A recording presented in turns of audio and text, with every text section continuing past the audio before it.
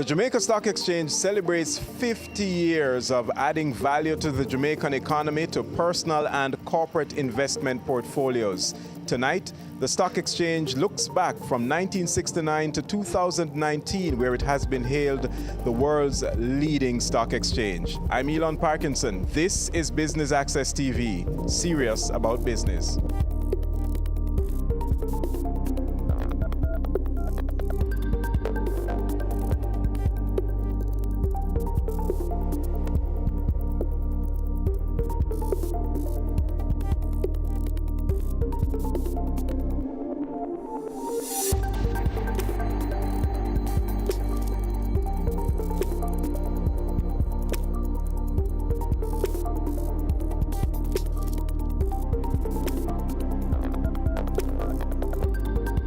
Good evening, and welcome to the JSE's 50th anniversary cocktails and award ceremony. A round of applause, please. My name is Terry Carell Reed, and I stand here honored to be your MC for this evening for a number of reasons. Number one, for any company, whether domestic or international, to achieve 50 years is an indication of the stewardship, the vision, the innovation, and the adaptation throughout the years. Do you agree? It is also a reflection of the persons who stand behind the brand or the company. Those persons are the staff, the companies that listed, brokers, and of course, investors. Without all of you, none of this would be possible. Number two, I was swollen with pride when I opened the Bloomberg article and I saw, "Welcome to Jamaica, the home of the world's best performing stock market." And I clutched the pearls that I wasn't wearing and I said, "This is rich, real rich." I saw photos of Mrs. Street Forrest. I saw Mrs. Rita Humphreys Lewin. These were people that I've seen in my local newspapers, and I said, look at Jamaica. Very small, very obscure market. So I stand here honored to be the MC for a company that is a nation builder. Lastly, I'm happy to stand here because years ago I was financially illiterate. Saving, yes, because most of us as Jamaicans, that's what we do, right? We save, but we don't necessarily know about investment. And my best friend came to me and he said, "Terry, with all the saving that you've been doing, I think you should make your money work for you. I think you should invest." And I said, "But no, investment is for rich people, money people," which I'm not. But I'm grateful for my broker, Ryan Strong, who introduced me to the Jamaica Stock Exchange, introduced me to companies listed, and now I stand here with a portfolio that has moved from being very, very, very, very conservative to being moderately risky. And on my daughter's 7th birthday, I awarded her, I should say, I gifted her her own portfolio. So you see, thank you very much. So I stand here not just as your MC for this evening, but I stand here as a very proud Jamaican. I stand here as a shareholder, and I stand here as an empowered citizen, changing the way my generation will think when it comes to handling and investing money. So thank you so very much for being here. We have a fantastic evening lined up for you. It's with a sense of pride, nostalgia, and eager anticipation that I welcome you here this evening. As I contemplated my welcome to you, the single most important element of our journey, that's the 50th journey, that resonates with me is that since 1968, we have come this far through teamwork, perseverance, and a deep understanding of our mission. I believe it is an understanding rooted in the fact that the exchange's success is not singularly for shareholders, the government, or the financial community, but for the entire Jamaica. I did not have to go very far to find a poem, a quotable quote, or the words of some famous author to communicate what has been our reason for being for over these 50 years, as our jingle that one hears when you call the stock exchange says it all. 50 years of practicing transparency, integrity, and efficiency to protect and advance stakeholders' welfare, the Jamaica Stock Exchange. I know many people are familiar with that jingle. JSE for you and me, benefit from listing and investing, Jamaica Stock Exchange.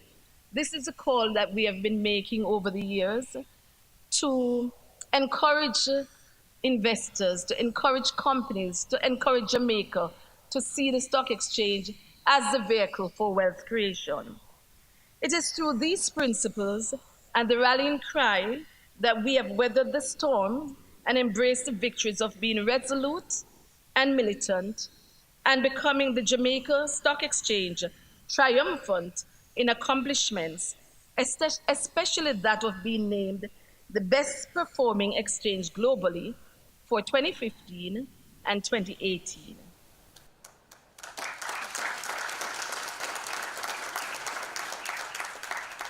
Indeed, we are little but tallow. A journey of 50 years is a blessing. We thank God for the lessons learned, the experiences gained, and the wisdom that comes through the process of perseverance and tenacity. From a paper-covered meeting table at the Bank of Jamaica to an efficient computer-based network system that is linked into an electronic trading platform where transactions are automatically matched and settlements are processed in a paperless environment. And to our credit, we did that before the New York Stock Exchange.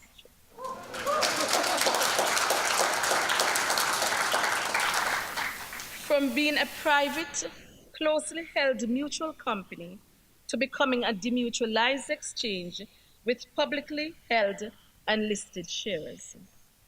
We have consistently made progress, and our highest points were when we demutualized and listed our shares on April 1, 2008 and July 23, 2013, respectively, and when we launched the junior market on April 1, 2009. I paused for that because I think it was a signal moment.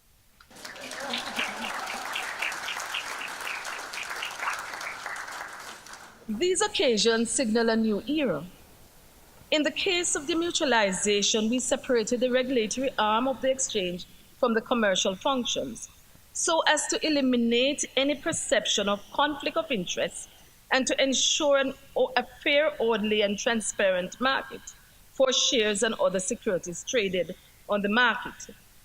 This has brought a high degree of confidence to the market. In listing our shares on the exchange, we expanded our ownership base and subjected ourselves to the same rules and regulations governing other listed companies. And that was hard, because some of the times when you are regulating, you don't know how hard it is until you actually start doing it yourself. Finally, in launching the junior market, we provided greater access to capital, which encouraged and expanded investor base.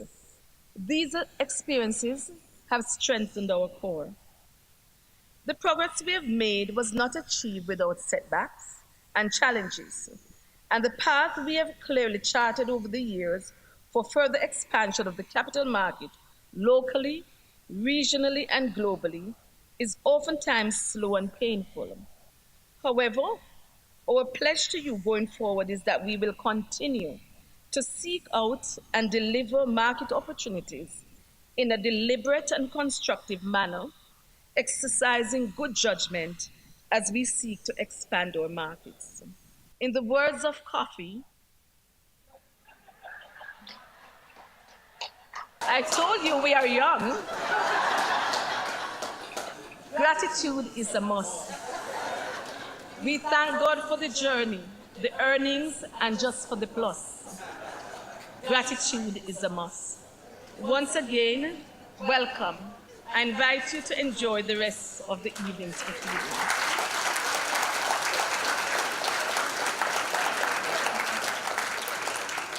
Thank you so very much for having us. And of course, gratitude is a must. A journey of 50 years for the Jamaica Stock Exchange. When we come back, the awards.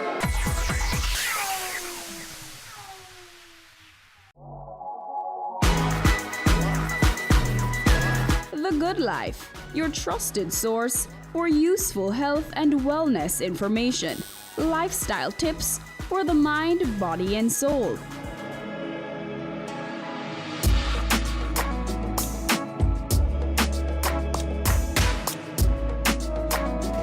Tune in Tuesdays at 8:30 p.m. on Business Access TV.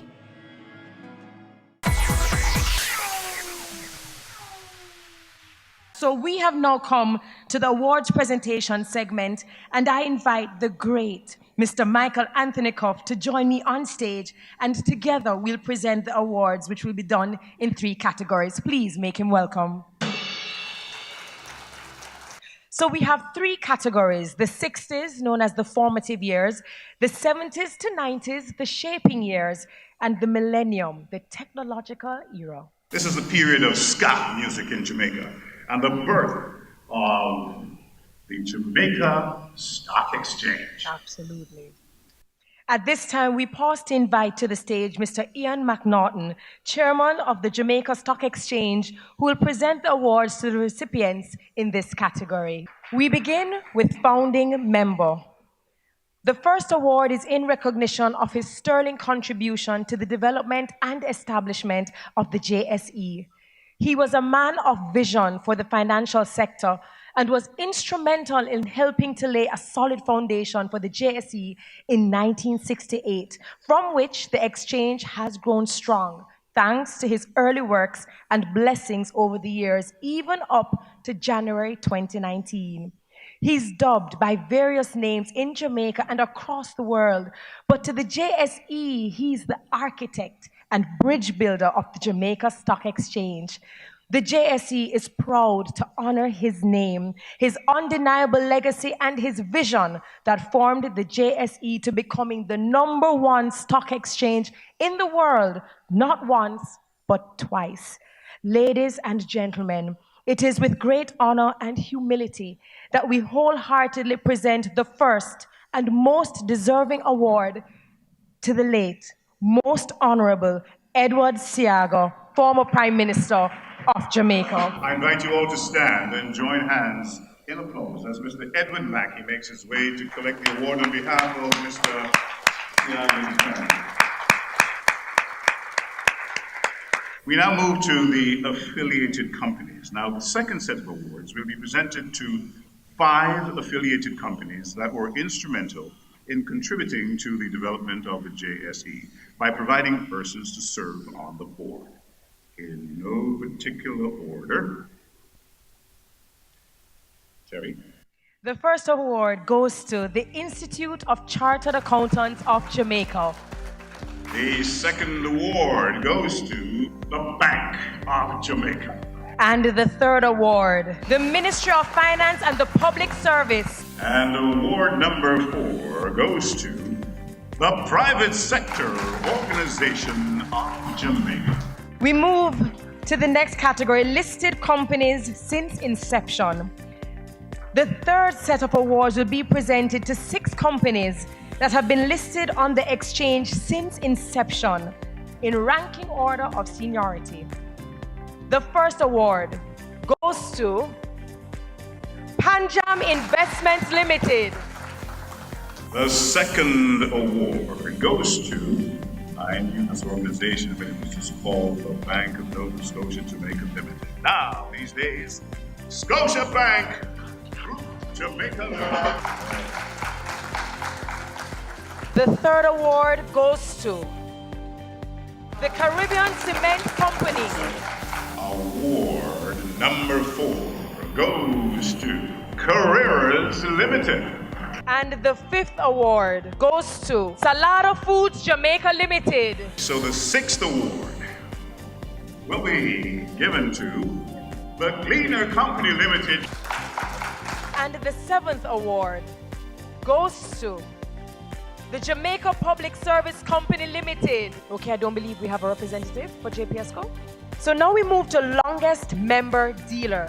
Ladies and gentlemen, the award goes to NCB Capital Markets Limited, formerly known as Edward Gale and Company Limited. In this segment, awards will be given to those who have built on the foundation of the JSE and assisted in its shaping by making significant contributions to its growth and development. Now, the first award goes to a remarkable woman who is the first and only female chairperson of a stock exchange in the Caribbean. She's also the longest-serving chairperson of the JSE, leading the Jamaica Stock Exchange in this capacity from 1984 to 1986, and again from 1995 to 2000. Ladies and gentlemen, I speak of none other than Mrs. Rita Humphreys Lewin. So we now move to the longest-serving board members. The second recipient of this award is the longest-serving member of the JSE's board. This gentleman stands as the quiet colossus of the Jamaican stock market. Ladies and gentlemen, the award goes to Mr. Edwin Mackey, CD. The other awardee in this category goes to none other than Mr. Alvaro Casali, CDJP. This gentleman is the longest-serving board member of the Jamaica Central Securities Depository and the JCSD's Trustee Services Limited.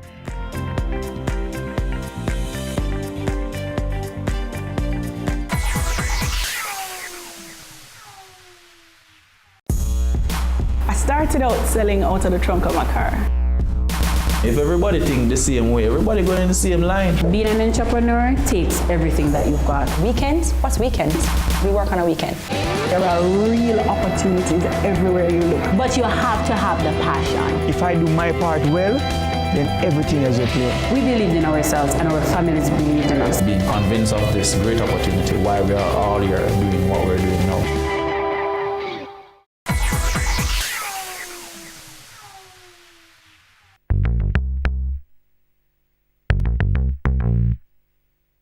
Through the years here at the Jamaica Stock Exchange's 50 years in service.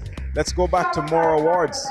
Next, we have the third category. This is the millennium, the technology age. This category is to recognize those who contributed to the dynamics of catapulting into another age, the age of technology. Boy, I tell you. You know, these awards will be given to those who further continued to build bigger layers on what was already there, and who saw greater vision of possibilities as time evolved into another dimension. So we're going to now honor past chairman of the JSE. The first recipient is someone who was board chairman from 2000 to 2006. I speak of Mr. Roy Johnson, JP. Let us hear it for the board chairman who served from 2006 to 2011, Mr. Curtis Martin. We move next to the board chairman from 2014 to 2016, Mr. Alan Lewis. The next two awards will be presented to the persons who served as general manager of the Jamaica Stock Exchange's subsidiary, the Jamaica Central Securities Depository, JCSD, since its inception in 2008. The first of the two awards will be presented to the general manager who served the JCSD from 2003 to 2004 and moved on to serve the JSE in a similar capacity and subsequently to an even higher capacity. Ladies and gentlemen, I speak of none other than Mrs. Marlene Street Forrest, CDJP. The second and last award is being presented to the general manager who served from 2005 to 2017 and steered several ventures of the JCSD, including the birth of the JCSD's subsidiary, the JCSD's Trustees Services Limited. And that award goes to Mr. Robin Levy. This segment of awards is for those dubbed the architects of the junior market. They helped to carve and mold the ins and outs of the junior market, and it would not be possible for the junior market to be established without them. In recognition of your sterling contribution to the development of the JSE's junior market, we recognize this gentleman, the Honorable Audley Shaw. The first company to be listed on the junior market of the Jamaica Stock Exchange is Access Financial Services Limited. Congratulations. We also have to recognize Senator Don Webby, who was instrumental in lobbying the government for the tax incentives. Mr. Stephen Whittingham, a board member of the JSE, will collect the award on behalf of Mr. Webby. We now recognize the steering committee of the junior market, beginning with Mr. Leo Williams. We'll move to another Williams, Mr. Christopher Williams. He is followed by Miss Judith Ramlogan. And last but not least, recognizing the members of the steering committee of the junior market, Mrs. Marlene Street Forrest.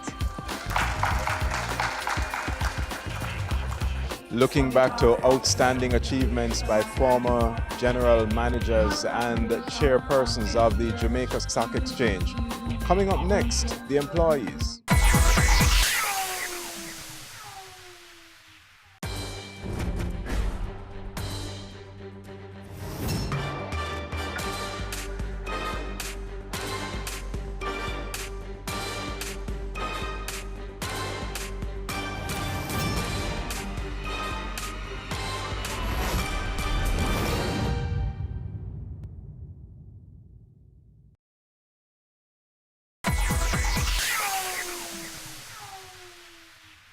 You know, ladies and gentlemen, no organization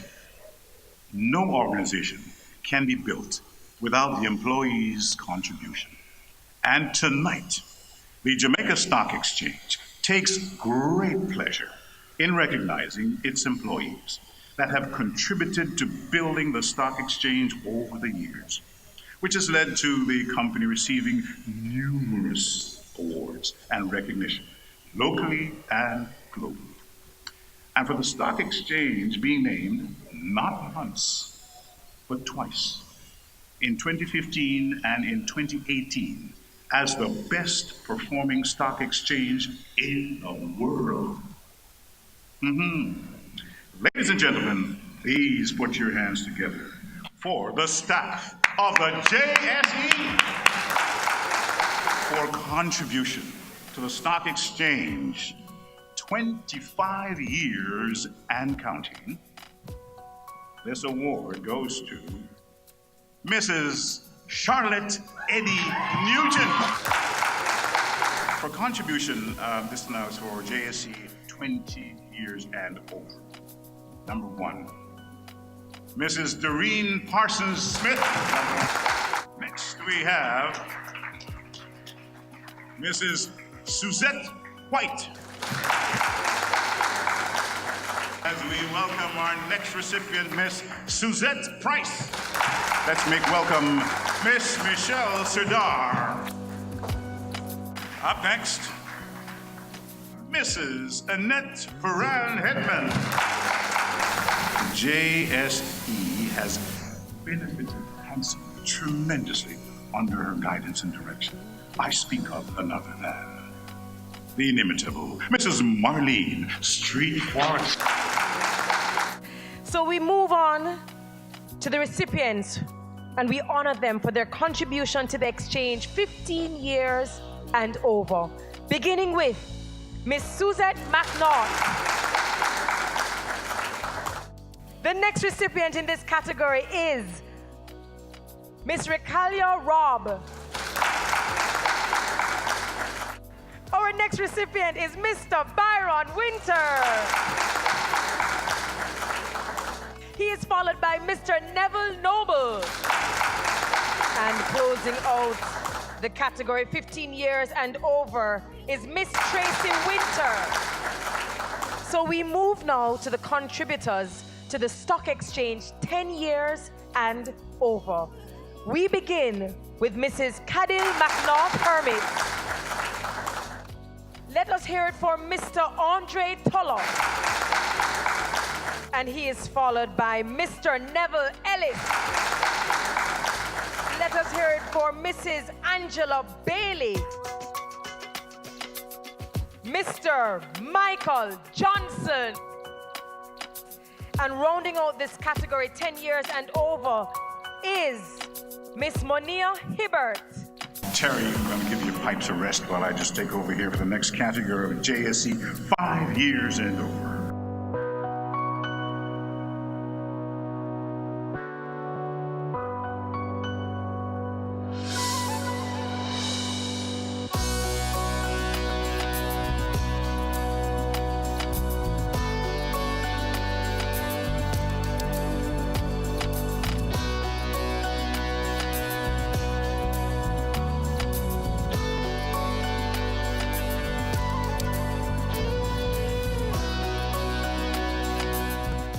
Please put your hands together one more time for the staff of the world-class Jamaica Stock Exchange. Ladies and gentlemen, this brings us to the end of your award ceremony. On behalf of Sir Michael Anthony Cough and myself, congratulations on 50 years. We wish to see you do 100 and 100 and 100 more, and certainly keep on knocking down those barriers. And I'd love to keep on reading about our stock market doing and being the best. So ladies and gentlemen, thank you for your company. Thank you for your time.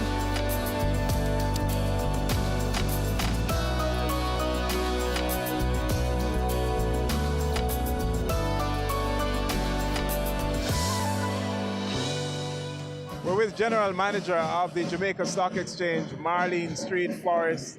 Indeed, an illustrious career, certainly with the Jamaica Stock Exchange, taking it to higher heights and global recognition. Your thoughts on the JSE at 50? Well, the JSE at 50, we have come a far way, we're a long way. And you know, what we have done is we are in the digital age. And I'm pleased that we are properly positioned for the next 50. Because it is important that we see growth and continued development. And the JSE is here in Jamaica, but we are positioned for the world. Globally, we are making progress. And soon you will see more about us in terms of the digital age. Digital assets, we will be looking at things like short selling, margin trading, all of those things that are really critical to the growth and development of the company. Giving fitting recognition to employees, the way to close out the 50th anniversary of the Jamaica Stock Exchange's awards. Indeed, a stellar event attended by the movers and shakers in Jamaica's financial industry. Thank you so much for watching. I'm Elon Parkinson for Business Access TV, serious about business.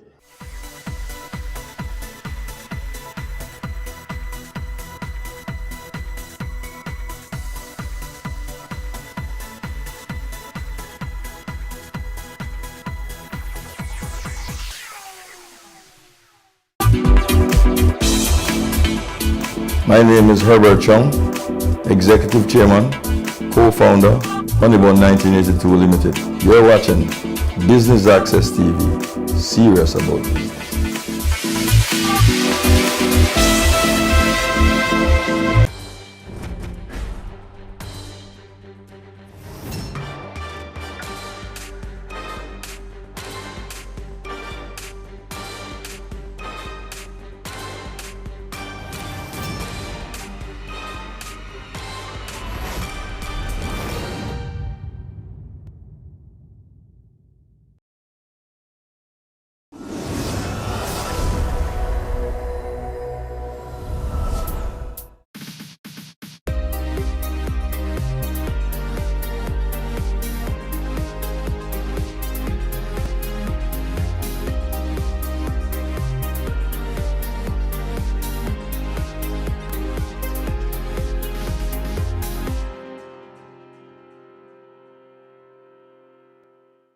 The Primary Exit Profile, PEP, is a series of assessments that replace GSAT. PEP provides a profile of where the student is academically, their strengths, weaknesses, and readiness for grade 7. Welcome to Jamaica Magazine. I am Theodore Henry. Coming up in today's program, we'll be discussing PEP, which is right around the corner, so you don't want to miss a minute. Stay tuned. What if they knew that you abused her? Her family? Mr. Jones.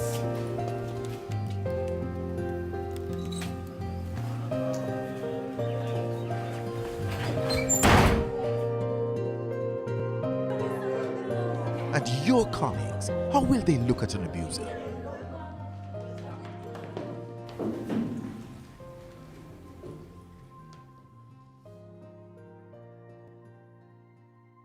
When the law comes knocking, you'll have nowhere to run. Mr. Brown, you're under arrest. Please get up, hands behind your head and interlock your fingers. Turn your back on abusers. Report gender-based violence to the police. There's no excuse for abuse.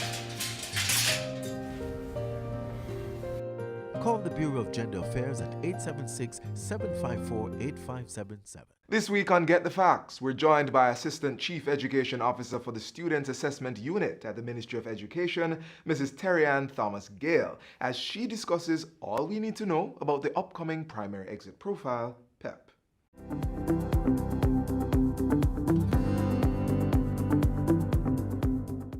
Welcome to Get the Facts, a program that provides you with information on government's policies and initiatives.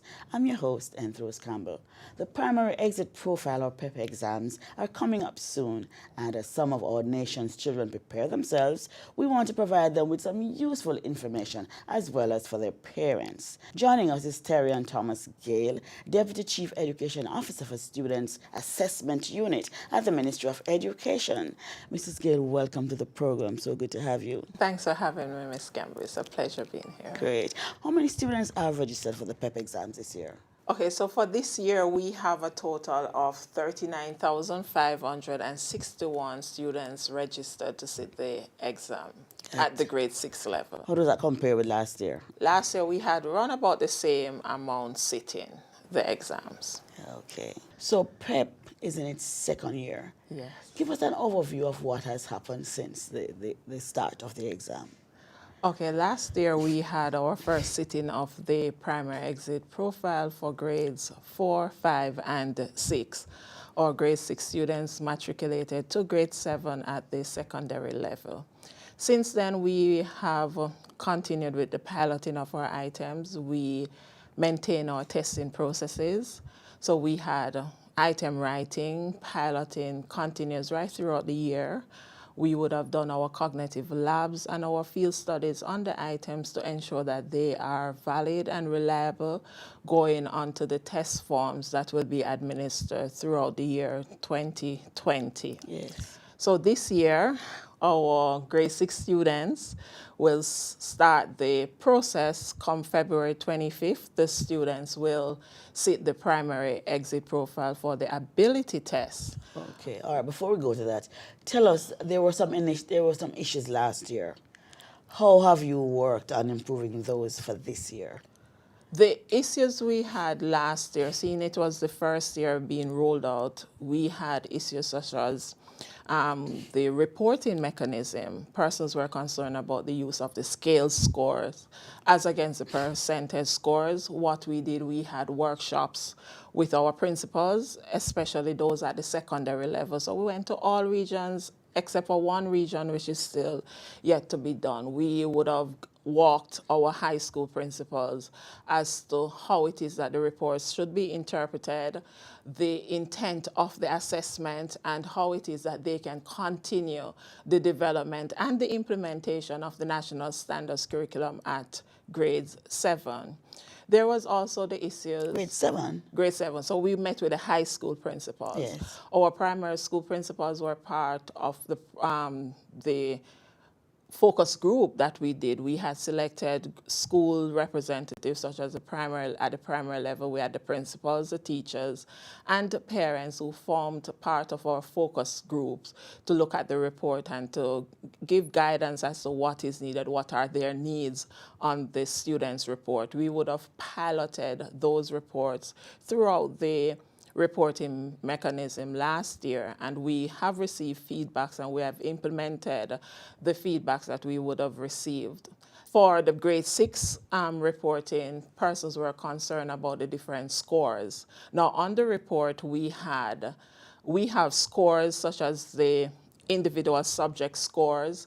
We have the composite score. Now this is a score that is used for placement, and this score is developed based on the weighting that is given.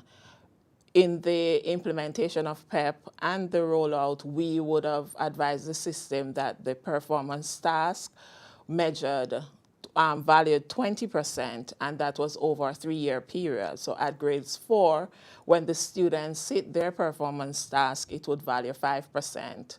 At grade 5, it would value 7%, and at grade 6, it would value 8%. And the ability test values 30%. And the curriculum-based test would value the remaining 50%. So of the individual subject scores for these subjects, only 50% in the case of the curriculum-based test, that would go towards the final, this placement. And 30% of what they would have gotten on the ability test added to that, and 20% of the performance task. And as well, there was the percentile, the ability test, because of the nature of the assessment, it is not reported using scaled score.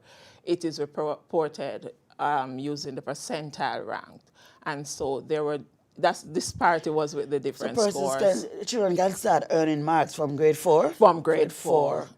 And that's one of the plus for PEP. Yes. Unlike GSAT, where it was a one-shot sitting down doing this exam at grade 6, for PEP, you actually start earning points as early as grade 4.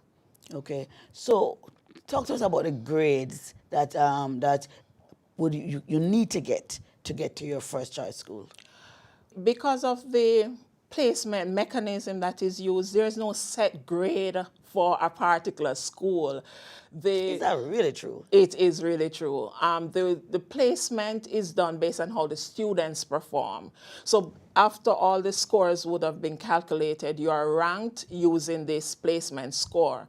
And based on your rank, that's how you're placed into the high school. So for example, if it were that all the students who scored high based on their composite score selected a particular high school, even if the average going in there would be a scale score of 280, that would be where the highest ranked student go. So the ministry doesn't have like a score for a particular high school. It all depends on the students who sit the exam and the choices they make. So for example, both of us sit the exam. Yes. After all our scores are calculated, you're ranked number 1. The computer system will place you first. And if I'm number 2, I'm given my first choice if it is that the schools are not if I'm filled. ranked number 1, I'll get my first choice school, the school Automatically, because you're the first person being placed. Yes, and if I do extremely well, so you don't rank the schools? No, the schools are not ranked. The students are ranked based on their performance and based on the weighting that is allotted to the different companies. You say you have been talking to the principals and so on, but did you get down to having sessions with teachers? The preparation for PEP is not much different from the preparation for GSAT in that the teachers only need to implement the national standards curriculum. We would have gone and trained all grades level on how to assess the national standards curriculum. We would have improved in the Ministry of Education, Youth and Information. We would have improved our supervisory model, where we have core curriculum officers as well as the territorial officers out there in the schools giving guidance. Along with that, we have our over 300 math coaches, literacy coordinator, HFLE. All our officers are equipped to guide the system as how it is that the national standards curriculum should be implemented. Okay. All right, we take a break now. We come back with more discussion on the primary exit profile examination, PEP. Stay with us.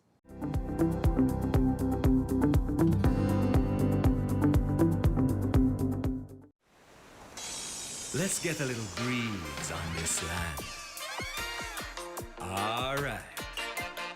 Now let's get some bounce in the rhythm. All right.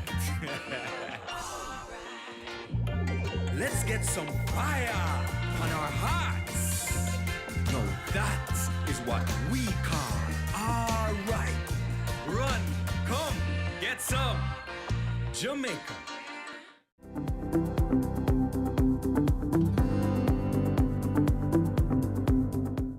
Welcome back to Get the Facts. We continue our discussion with Terry and Thomas Gale, Deputy Chief Education Officer for Students Assessment Unit at the Ministry of Education. In our first segment, you were talking a lot about the composite score. Tell us what is that? I want to point out that this composite score was always used for GSAT. The difference with PEP is that we communicated this time around. Yes. For GSAT, that was what was done behind the scenes to rank the students and place them into the schools based on their selections. The students are given 7 choices, 5 from anywhere on the island, and there are 6th and 7th choice from the school in close proximity to their sending school, the primary level institutions. After we would have ranked the students, first there are 42,000 students who would have sat the exam based on the scores that they would have gotten on the different components, the different papers. Their scores based on the weighting that is given, the 20% for the performance task, the 30% for the ability, and the 50% for the curriculum-based test. All that they are added, and the students are, there are some mathematical principles put in place, the standard deviation, and they are given a ranked number. And they're ranked based on that number, they are ranked in order. That order now, it is what we use to place them. So the composite score is nothing new. The newness of it is that it is actually known. It was always behind the scene. That's the only way we could use to rank the students and to place them. Students can get help from the PEP app. Yes, tell us a little about that. Okay, so we have the PEP app as well as we have a PEP website. Yes. On the PEP website, we would have, for this year, we would have published grade 6 publication. Within the grade 6 publication, there are items for the different components. So we have ability sample items. We have the curriculum-based sample items, so all 4 subject areas, and we have the performance task. All these sample items were from last year's paper. It is the plan of the ministry every year to release some of the items that were from the previous year's sitting. So that publication is available on the website. Parents can go on and have the children practice using those. Our teachers would have become more comfortable, let me say comfortable, using the variety of item types. And our teachers, they're the ones who write the items for us. They have really blossomed. The items that are now being written and used within our classroom, they have shown that the teachers are on stream. They are now using the items that we would have posited. Okay, how do we get to the PEP app?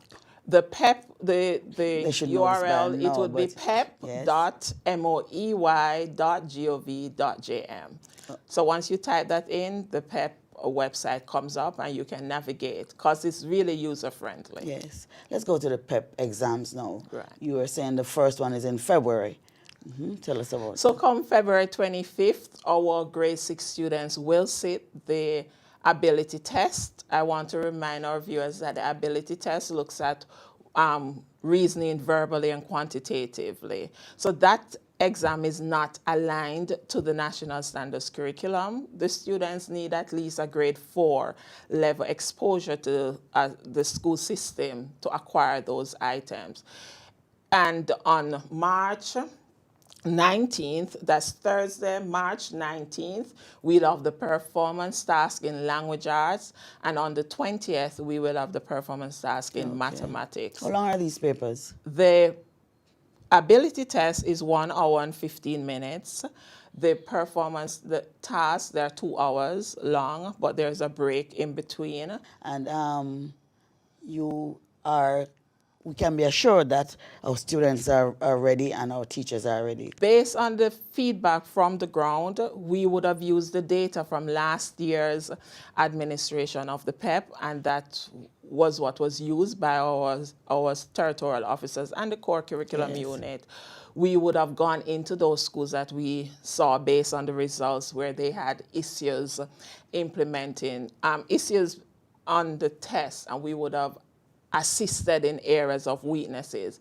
The good thing about PEP, we're not just getting a score about the students, we're getting an entire profile. So from the results, you're able to see the exact category of weaknesses, whether or not the students have problem with problem solving, whether they're unable to communicate in the language arts and the mathematics across the different subject areas. And so the targeted approach is much better. Are there measures in place for students with special needs? We do have, at the Ministry of Education, we have a special education unit, and what we would have done for those students with special needs, we would have also given them special accommodations. Special accommodation is given after psychoeducational assessment is submitted for the students. And we have special accommodations such as writers, prompters, extra time. I want to point out also that even for placement of our students with special needs, these are specially placed.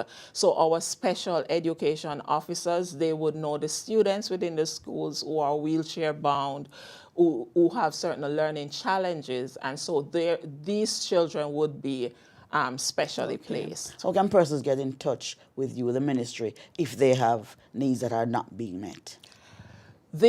On the PEP website, there are different phone numbers for the different areas. At the Student Assessment Unit, we can be contacted at 876-922-5680. My cell number is available, rather a WhatsApp message. It's 876-455-3003. Okay, and as we wrap, talk to our parents and our students as they get ready. They tend to get nervous, right? What would you say to our parents and students at this time? Before I get there, I remember last year the students reported that it is much easier than everybody led them to believe. And I want to assure our parents that our students are ready. The students are ready for PEP. And I want you to just encourage your child, ensure that the child gets the rest before the exam. We want you to have conversation, because the more the child talks about what is being learned, the better it is for them to represent it on paper. Encourage your children to read the questions carefully, because the answers are there. Do not rush. There is adequate time to complete all the assessment. They don't need to rush to finish and to sit there. I want to also encourage us to be supportive. The teachers within our schools, they're aware of what is required for your students, and they are adequate enough to guide you in getting them ready for PEP. Thank you so very much. This has been Get the Facts. Our guest was Terry-Ann Thomas Gale, Deputy Chief Education Officer for Students Assessment Unit at the Ministry of Education, Youth and Information. We wish our PEP students well and urge the parents to be calm. Until next time, when Get the Facts brings you another informative discussion, I'm Enthros Campbell. Do take good care.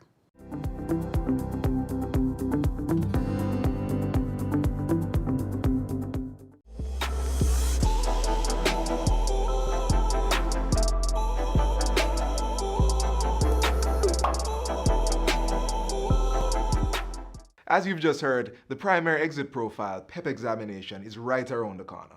This next feature will highlight a free app, I said free, that parents and students can utilize when preparing for the exam. What I liked about the app is that it helped students to understand basics in different subject areas. I found it wonderful because it helped me to, in my language arts, it helped me to pass my exam.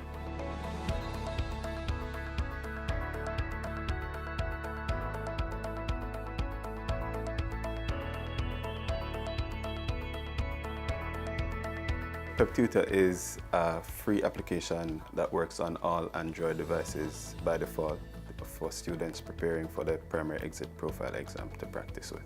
They can talk to the device, whatever device it is, if it's a smartphone, tablet, a Google Home device, or a smart TV, once it's Android.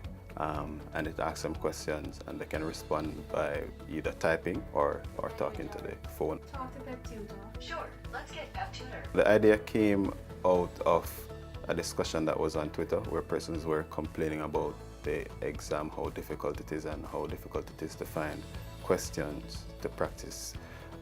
So, being in IT and always trying to use technology to solve problems, I decided to use technology to try to help them. Currently we have science, mathematics and language arts, and we're working on adding social studies and the ability questions.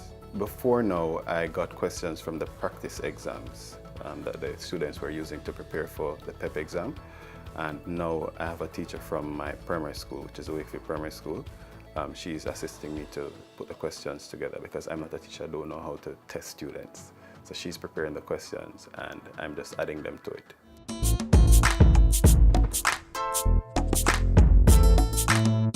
The app works by simply asking the students questions, and it asks multiple choice questions and short answer questions.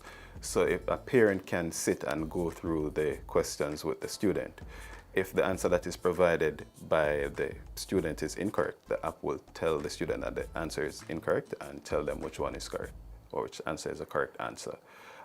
It doesn't show you how to work out the questions. So if it's a maths question and it says 2 + 3 is 5, it won't show you how to add 2 and 3, but it tells you that the answer is 5 and whatever answer you gave is incorrect.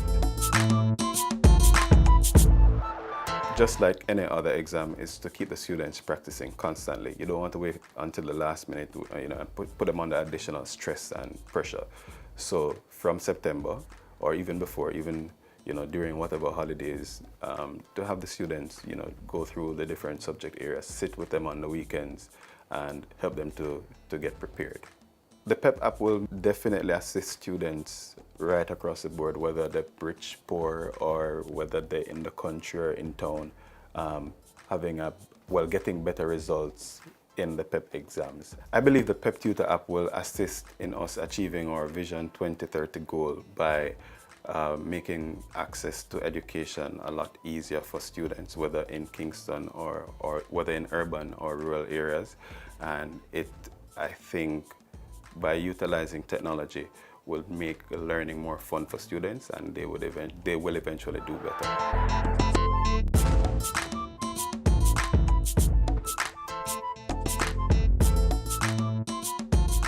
If you've ever wondered what your property taxes are used for, wonder no more. Your property taxes provide revenue for the provision of public and community amenities throughout Jamaica, which are delivered by local government officials. When you pay your property taxes, you aid with the maintenance and expansion of our street lighting to ensure you are not walking in the dark at nights, the collection and disposal of solid waste to prevent the pileup of garbage in communities, the improvement of our community infrastructure, and repairs to fire stations and service vehicles, along with rehabilitation of our roads. Pay your property taxes online, in line, or via mobile tax units.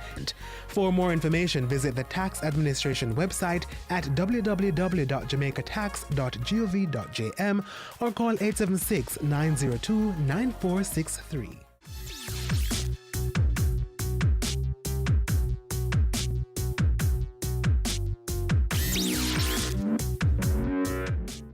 With examinations like PEP, CXC, and CAPE coming up, here are a few tips that will help to improve your study mindset. The first one, Think positively when you study and remind yourself of your skills and abilities. Number 2, avoid catastrophic thinking. So instead of thinking, I'll never have enough time to study for this exam, look at it like, I may be a little late to study as much as I like, but since I'm doing it now, I'll get the most out of it. Number 3, avoid absolute thinking. Instead of beating yourself up when you don't do well, change your mindset and start saying, I didn't do so well that time. What can I do to improve? Number 4, avoid comparing yourself with others, because usually you just end up feeling bad about yourself. Your skills and abilities are unique to you and you alone. Follow these 4 simple steps when studying and enhance your educational careers, as we aim to make Jamaica the place of choice to live, work, raise families, and do business.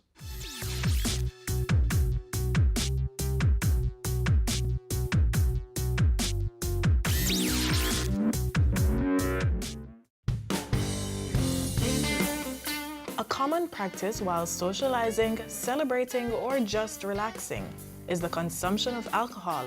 To some, this is second nature. All too common also are the negative effects that drinking has on the human body. While occasional drinking is not necessarily a problem, it's the excessive intake that can have severe consequences. The effects of too much alcohol consumption include blurred vision, breathing problems, impaired judgment, concentration problems, slurred speech, and of course, addiction resulting from long-term use. Now, these effects may vary based on a variety of factors such as how much you drink, how often you drink, your age, health status, and family history. Alcohol use does not have to be reckless. Here are some tips to practice responsible drinking. Plan ahead. If you plan on drinking at an event, get a designated driver. Shoulder. Yeah. Set your own limit. No much is too much. Know your family history. If you come from a family with a history of alcohol dependence, you might want to limit your drinking. Remember, responsible drinking is a very simple thing.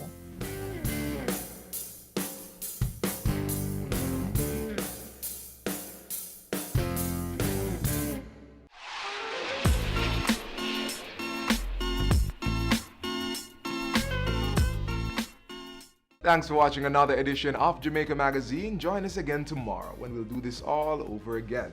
Send your feedback on today's show to Jamaica Magazine at jis.gov.jm. Also, follow us on our social media pages and download our app on your Apple and Android devices. And you can also visit our website at jis.gov.jm for more information. On behalf of the entire production crew, I'm Theodore Henry. Thanks for watching.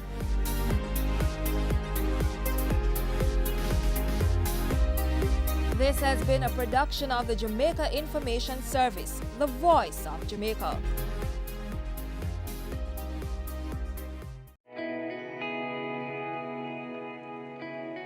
Every day you wake up, you have another opportunity to make this little island better, safer, a place where we all can be proud to call home. It's time we all recognize that every little thing we do has an impact on the Jamaica we live in now and the country we're leaving for our children. So promise me this, promise yourself this: no more will we tolerate criminals, even if it's our relatives. Tell them they're doing something wrong. Tell them to stop. Tell them no more robbing our children of the Jamaica they deserve. Tell them no more. No more crime.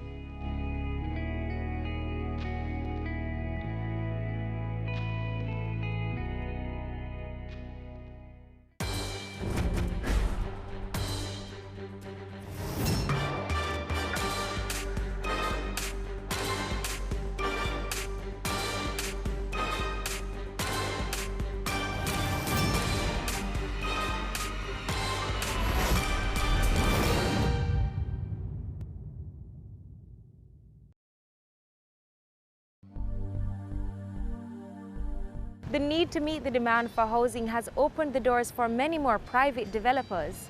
It is hoped that more families will be able to allocate the resources to realize the dream of finally purchasing their first home. At least that's the dream of the developer of Nell's Cottage. Join us for our first open house visit on this episode of Home Sweet Home. Stay with us.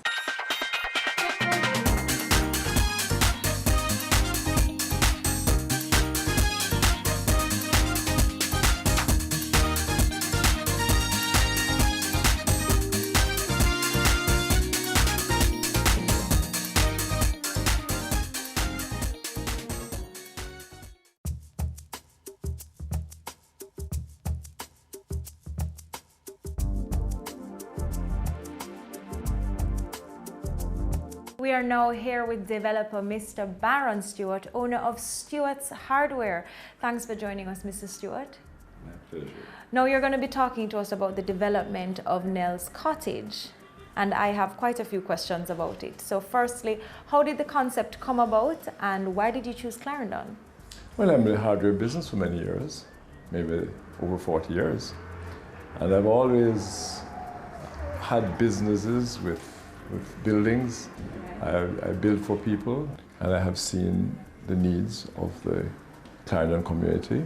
We need buildings, we need housing, we need affordable housing. And I chose to develop a property, and it will be the start of many development properties that I intend to carry out. I am the main investor, and it's a family affair, so members of my family are all part of this development. The Clarendon area, it is not known for apartments. The population is not as large as the urban areas in Kingston and Montego Bay. And I don't think the apartments do as well as they do here. And when is the project supposed to be completed? Well, we anticipate that this project should be finished by next year. It should be finished by as early as next year, third quarter of next year. What would you say is left to be done? We are in the implementation stage. And we have the model house, and we have most of the infrastructural work done. And we hope that we'll be able to complete this in record time, sometime next year. Remember, it takes less than 6 weeks to complete a house.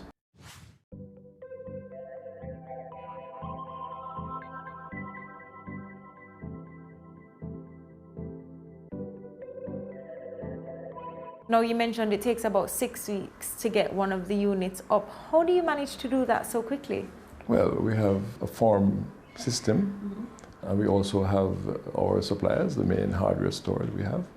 And we have skilled and hardworking people here who can get these things done within a reasonable time. What are some of the behind the scenes work that goes into a project like this? Well, as far as this project is concerned, it was conceptualized as far back as in the 90s. Okay. Maybe then you were just a tot. I have been working on this, but it has been a long time for further development. So we have now just decided to bring it to fruition. And I think this is where we are right now. And everything is going as planned? And it is going according to plan. We hope to be able to give one of the best development in this parish in this known period. Congratulations on that. Thank you. Does it usually take that long for these projects to get off the ground, and are there any plans for a phase 2 or so? One can conceptualize for as many as 50 years or more. True. Fact is that we have just decided that the time is right to get this project off the ground, and in fact, we are now poised to take on several others. Okay. So we do have several others in the pipeline, hopefully next year and beyond. Okay, looking forward to it.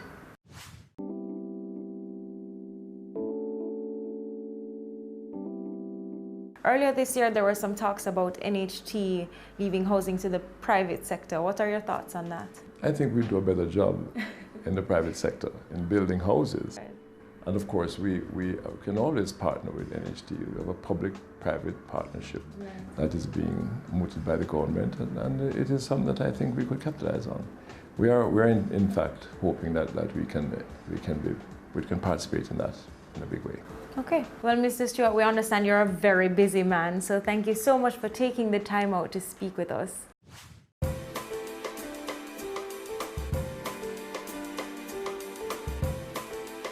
I am now joined by Tyrone Graham, the project manager for Nell's Cottage. Welcome, Tyrone. Thank you.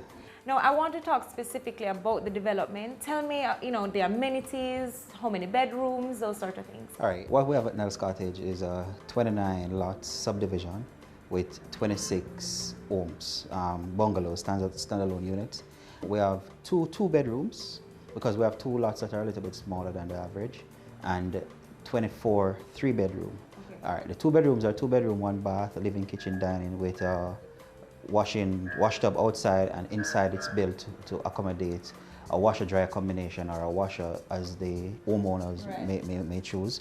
And for the 3 bedrooms, we have a 3-bedroom, 2 bath, with one of the bedrooms a master suite with a walk-in closet and its own bathroom and a garage that can also, we have in a design optional for the garage to be converted into a study, so we can customize the finishes for our clients.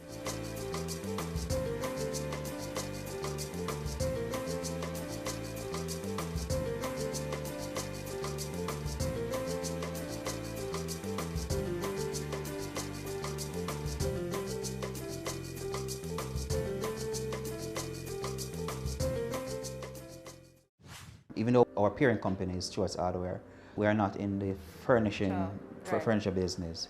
However, there are some amount of furnishing that you can get from the hardware to buy.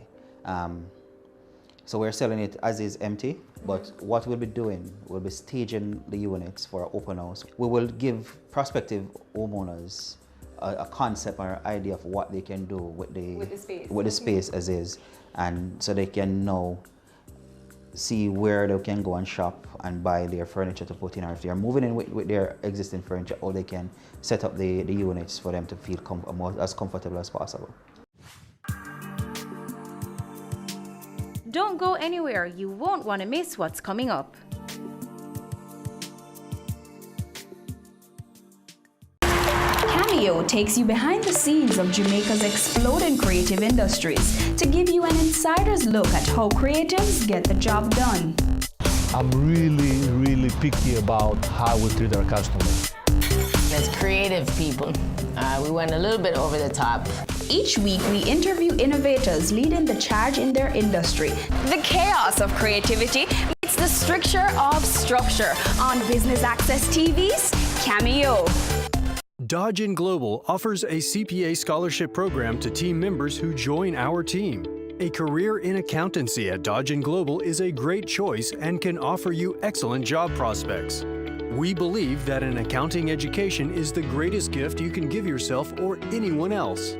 Few gifts make as significant an impact as the gift of an accountancy education with a job. It's a contribution that lasts a lifetime in the form of learning, opportunity, and success. Join our team and get the opportunity to be part of our CPA scholarship program. This scholarships awards program will be administered by the HR department of Dodgen Global. Requirement: first degree in accounting. Employed at Dodgen Global. Willing to pursue the CPA examination. Here's how to apply. Submit application to Staff Accountant, Dodgen Global. Email sa@dodgen.com.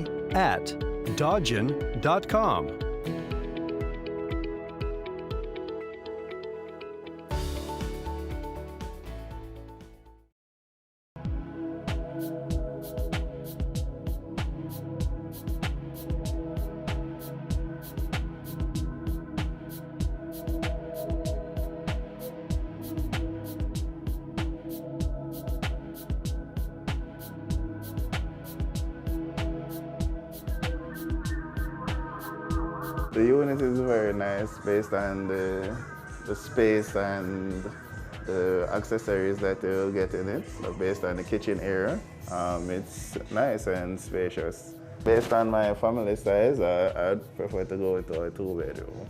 And the price of the 2-bedroom is very convenient based on the size as well. In terms of the room size, they're large. And the bathroom spaces, the bathrooms are very large too, so you can do much with them.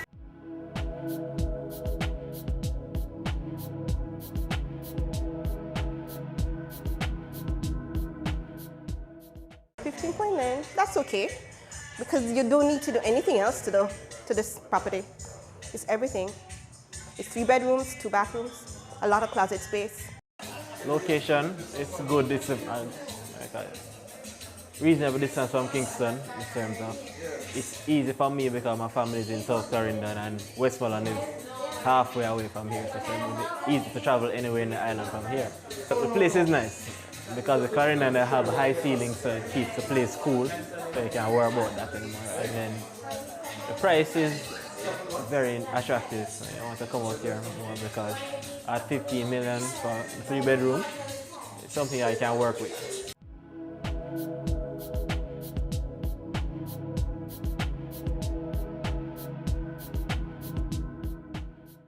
My perspective of the place would be, it's nice to live, it's comfortable, I feel at home. The bathroom, I can have my own bathroom and so will my mom and dad, and I love their closet so I can put my stuff in there and they will get my closet. I love it, I just love it. So tell us about some of the other amenities of the community. Apart from the units themselves, it will be a gated community with a security garbage skip to the front. We have 3 green spaces that the families can use for recreational areas.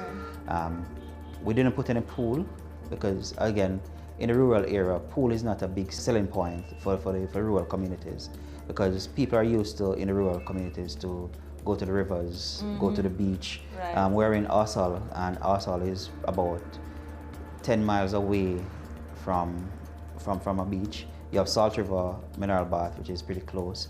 You have Milk River Mineral Bath, which is pretty close as well. Okay. So the people, pool is not a major selling point. It's not a major selling point for this area, given the location where we are. But in terms of gated, it's a new concept in the rural area as well to have gated communities. So it is a good selling point for us right now to have a gated community with security, and so the people can feel safe. Right.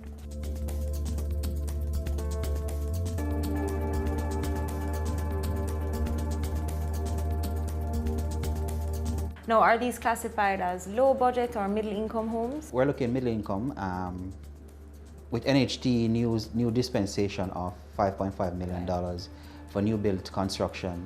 Our price in consideration for that, because the 2 bedrooms are going for 13.5 and the 3 bedrooms are going for 15.9 starting. And the land sizes, they're pretty much very big spaces. When we go there, you'll see what we have on offer.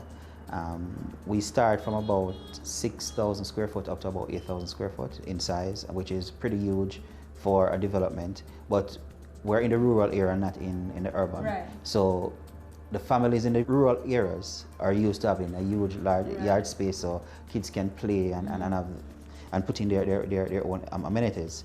So we took that into consideration along with the regulatory bodies of the parish, which is the Clarendon Parish Council, in what land size we can really put on offer. Our target group is really returning residents, teachers, police, people of middle. So you want to select your group really, because it's just a small development. You want everybody to be living there as a family, because it's only 26 units.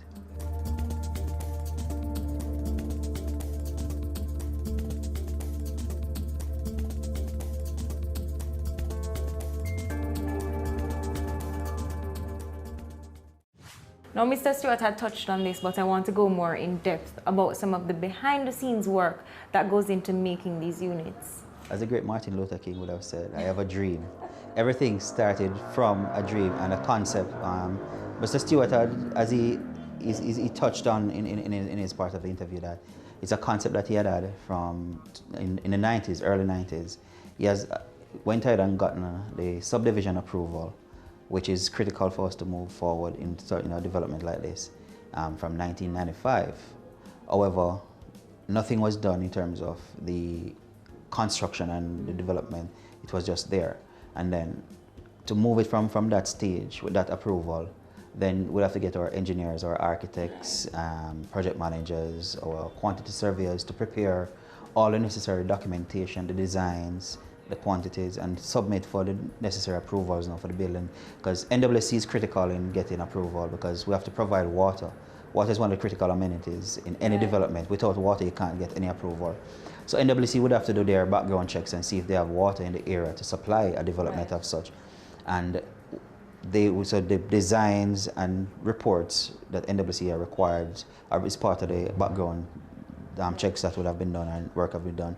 Fire department would have to approve as well. Fire department would have to check and ensure that there is enough water. If there's a fire, we have enough fire hydrants in the development for them to assist them in firefighting. Also, Ministry of Health. Oh, it's a lot of stuff. Yes. You see, a lot of people don't know what really goes on behind the scene. It's critical for Ministry of Health to look at the type of sewage system that we have proposed and approve it before we can actually construct.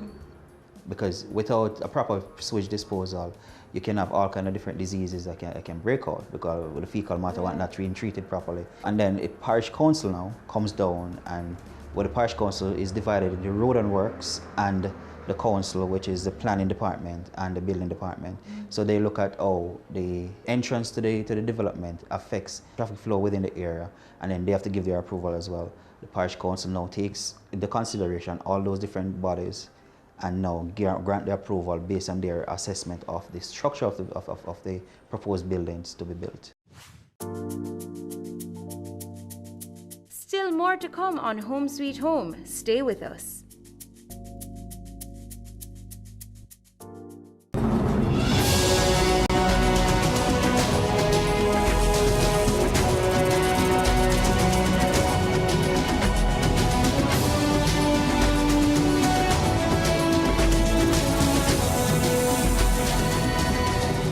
The Good Life, your weekly dose of information on nutrition, wellness, and fitness. Discover ways to nurture your mind, body, and spirit.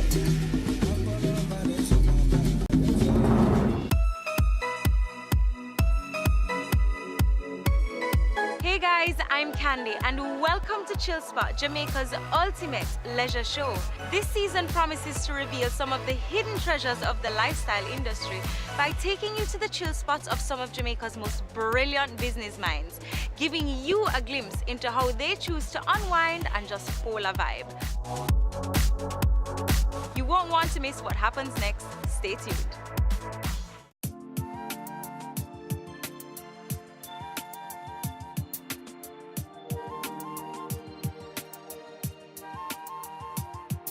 All right, tell me again the size of the unit, because we're looking at the land space here. Right. What you're looking at here, the size unit is 1,300 square feet. Okay, that's the size of the land. No, the unit. Unit, the unit okay, itself. right. This lot that we're standing on right now is 6,750 square feet. Okay. This is, I think, lot 27. Yeah, 6,750 square feet this lot is. And as you can see here, we have prepared the base now to receive the foundation for another unit to go up. And in preparation for this, we have prepared a marl base and what we pour what you call a raft foundation.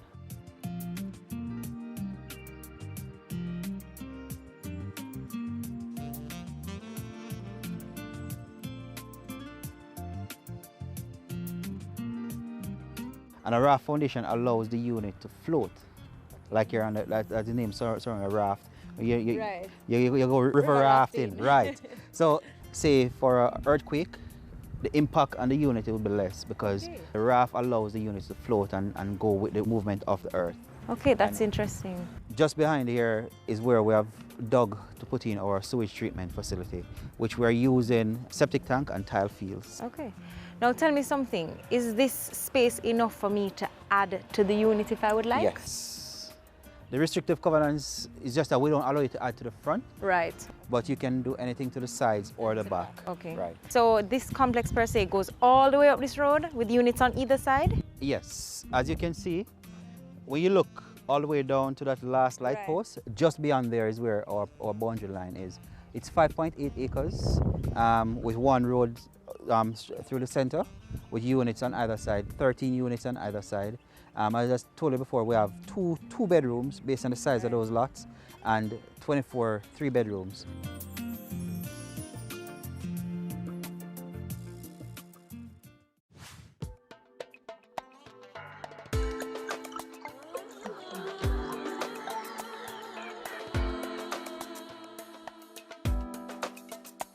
One of the 2 bedrooms will be on lot number 1. That is the first lot, and you come in on your right hand. And another lot up here on the left hand side. I don't remember which lot is it. But I know that lot 19 and 20 is reserved for recreational area. Okay, now tell me something. If I am to purchase, do I get to choose which lot I'd like? Once you're early. Once you're early, yes, you can.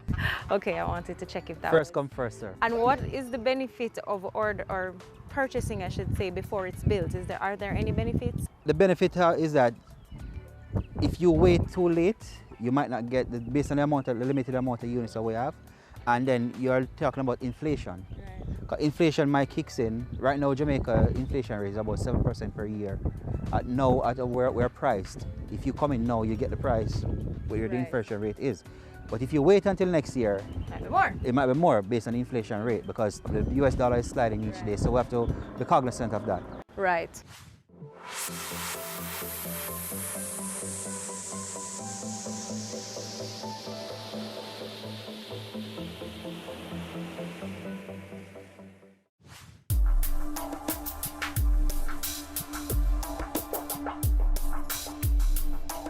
So just reinforce why people should buy into Nell's Cottage. Well, right across the island, we have a problem with crime. Nell's Cottage is one of the only subdivision which is gated in Clarendon at the moment. And security is key and paramount for everyone. So buying into Nell's Cottage will offer you that level of security because, as you can see, it's a gated community and it will have a 24-hour guard at the front that patrols at night. And so security alone will allow people to want to come here. And separate and apart from that, we're pretty close to the highway. We're just off the last exit of the highway. Once you're on the highway, 45 minutes you're in Kingston. If you work in Kingston, commuting to and from here to Kingston is very short. 45 minutes in the mornings, 45 minutes in the evening, because presently I commute from Kingston to here in the mornings and it's only 45 minutes. And I find it an easy drive because I'm going against traffic. So Nell's Cottage can offer the accessibility to the necessary commodities around. And Maypen is now a growing town. It's growing and a lot of development is happening in and around Maypen. So a lot of people want to live and do business in Maypen. So Nell's Cottage offer them that flexibility of living close to work and being comfortable and safe at the same time. Okay, and tell us about the price point for each of the units. All right, again, the price point. I think the price is very affordable, given that the 2 bedrooms are going for 13.5 and the 3 bedrooms are going for 15.9.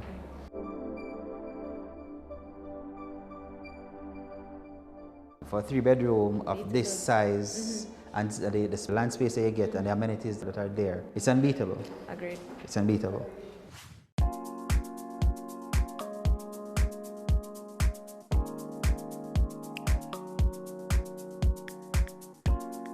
Well, Tyrone, that's where we wrap things up. Thank you very much for speaking with us. Most definitely, and it was my pleasure talking to you. Thanks.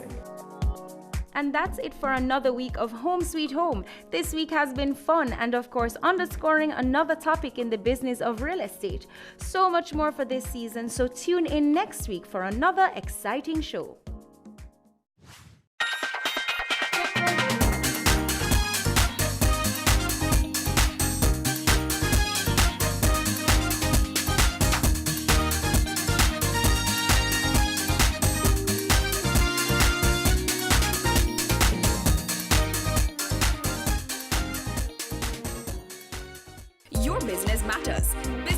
TV offers you the most innovative and effective advertising solution for your business, specializing in B2B sales, cost-effective solutions, the customers you want, the repetition you need. No matter the size and nature of your company, your business matters. Call us at 876-291-6233 or 876-376-4225. Email sales@batvja.com.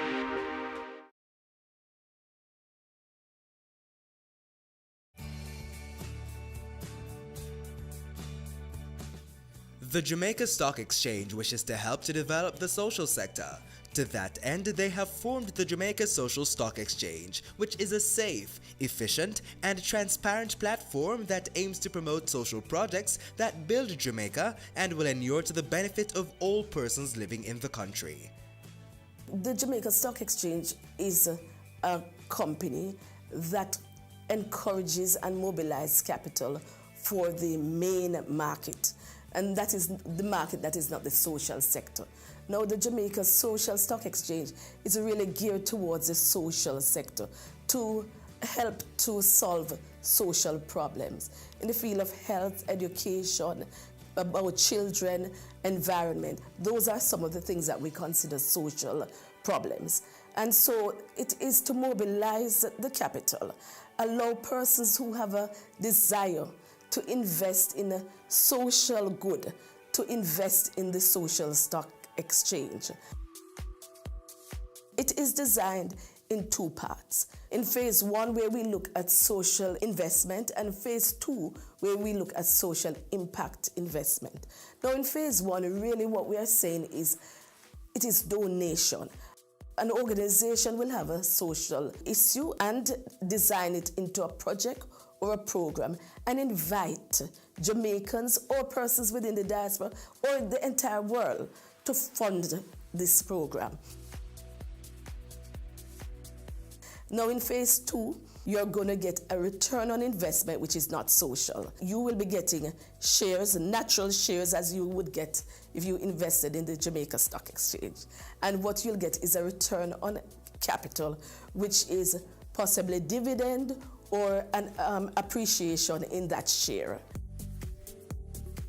The Jamaica Social Stock Exchange does more than ask for the funding of these programs, but goes beyond that in terms of monitoring, ensuring that these programs are meeting the targets and the reason for them to have asked for funding in the first place.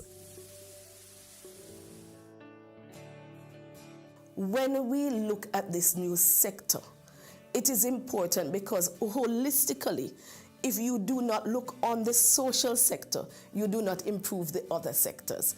We want to encourage all businesses in Jamaica to have a corporate social responsibility because it is good for encouraging and the growth and development of businesses.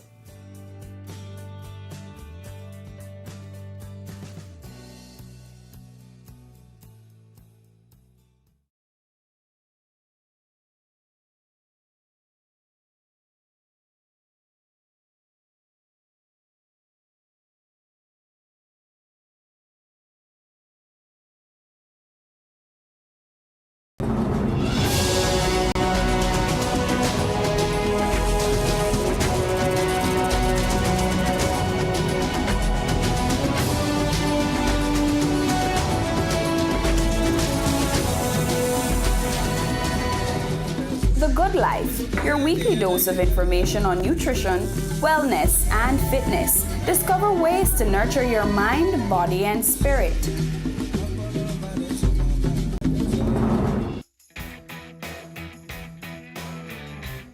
I'm Jean Laurie Chin, and I'm the Executive Director of ProCom, ProDev, and CCRP.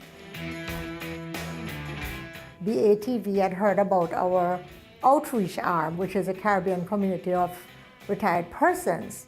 I think BATV is having a very positive impact. And as a result of that excellent feature, we got more members. So clearly people are watching BATV.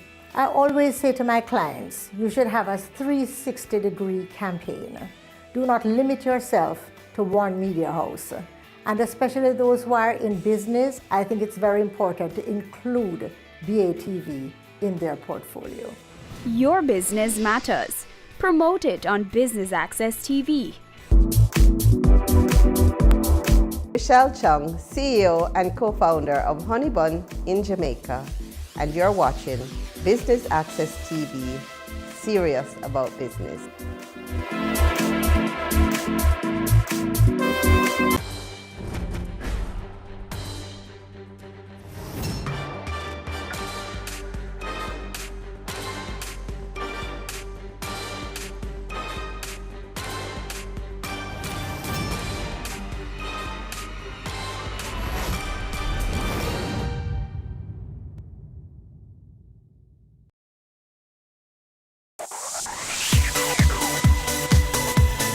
You're watching Business Access TV. Business Access. Business Access. Business Access. Business Access. You are watching Business Access TV. Business Access TV. Serious about business. Serious about business.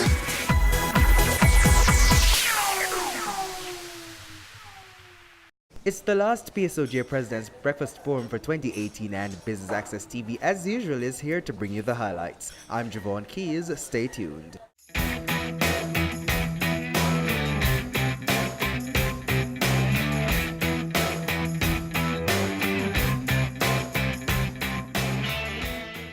Mr. Mitchell, so tell us about the theme for this morning's breakfast. The theme for this morning's session is citizen security as a tool for effective crime management.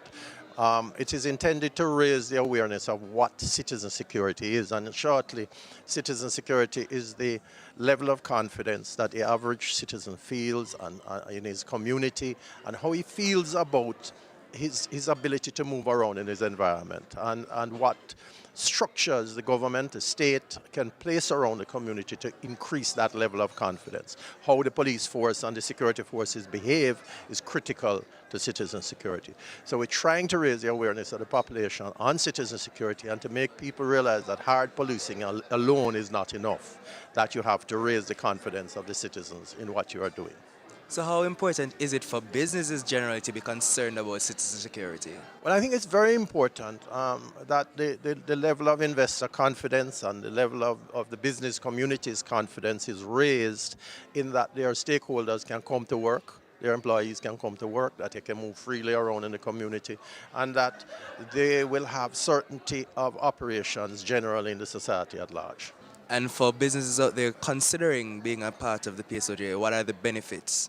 I think the benefits of the PSOJ are, among other things, that you get a platform to express your concerns, to express your interests. You get information. We have a monthly economic bulletin. You get President's Fora like this. And you also get to find out what's going on in the society that you operate in. Then we have networking. We have mingles on a quarterly basis, so you do have networking with other members and with important influencers in the society. So firstly, tell us a bit about what First Rock Capital does. It's really a real estate investment holding company which has as its core focus real estate investments and private equity. So how important is a company like that now in this day and age? Well, truthfully, real estate represents the most finite investment asset, and what it offers is above average returns and stability with respect to capital. So this morning you're going to be inducted in the PSOJ. How does that feel?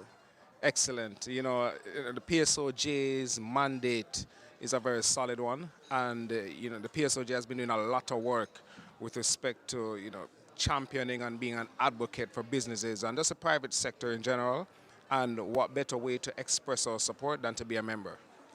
So we're zoning in a little bit on the discussion this morning. It's about citizen security. How does your company play a role in that, or does that affect your company any at all, do you think? I mean, security, you know, continues to be a main issue and at the forefront as well of all major businesses and individuals as well. So anything that we can do to enforce or reinforce the importance of it, then, you know, it has our support. Citizen security, in every sense, has become a vital part of effective crime management. And as we all know, the crime that currently pervades Jamaica negatively impacts human development, it affects our economic development, it touches our social and cultural rights at the local, regional, and international levels.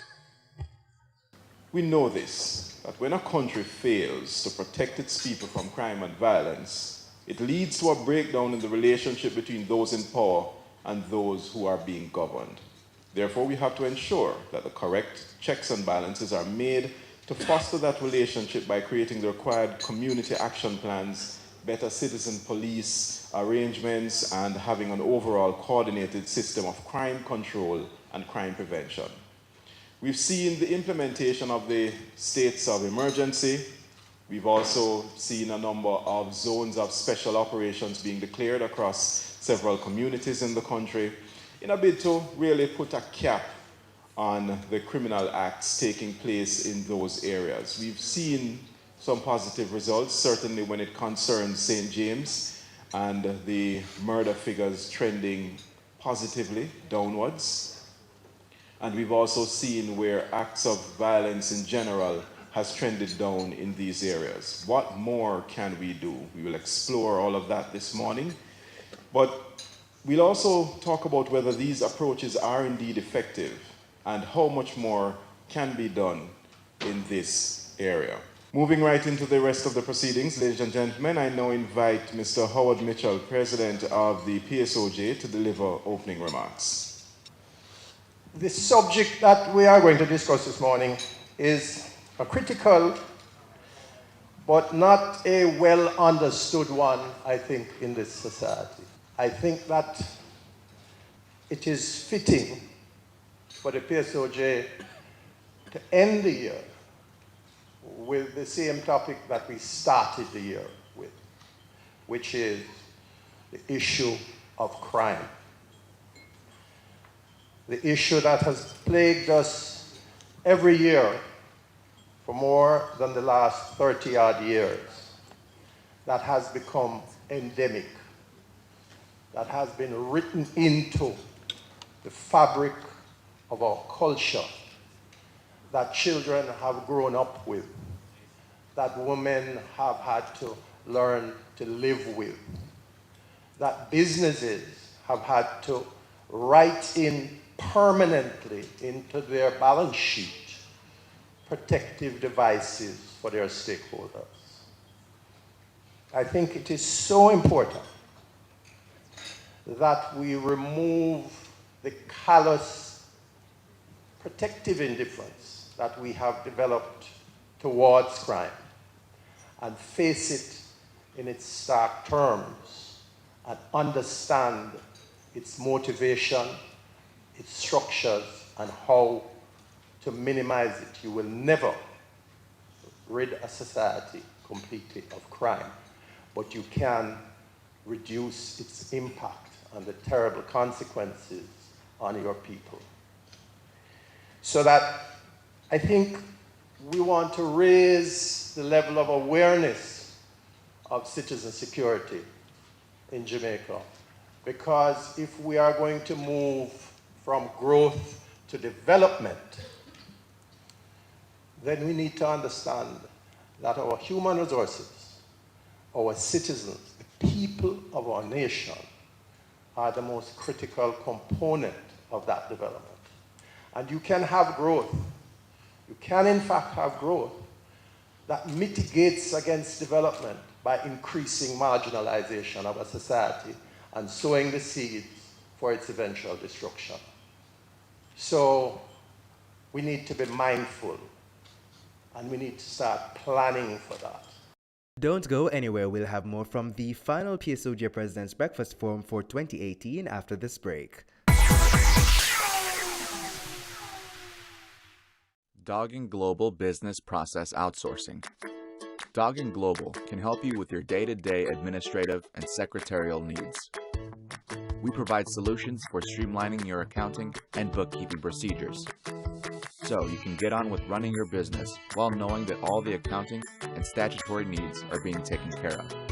Our BPO services include the following: bookkeeping, preparation of budgets, management accounts, and periodic financial analyses, provision of temporary or part-time accounting assistance, design and implementation of accounting systems, preparation of accounting manuals, payroll services, corporate secretarial services, assisting clients with their business entry strategy into the country, setting up new legal entities, maintaining minutes and other legal documents, non-executive directorships, preparing and submitting annual returns.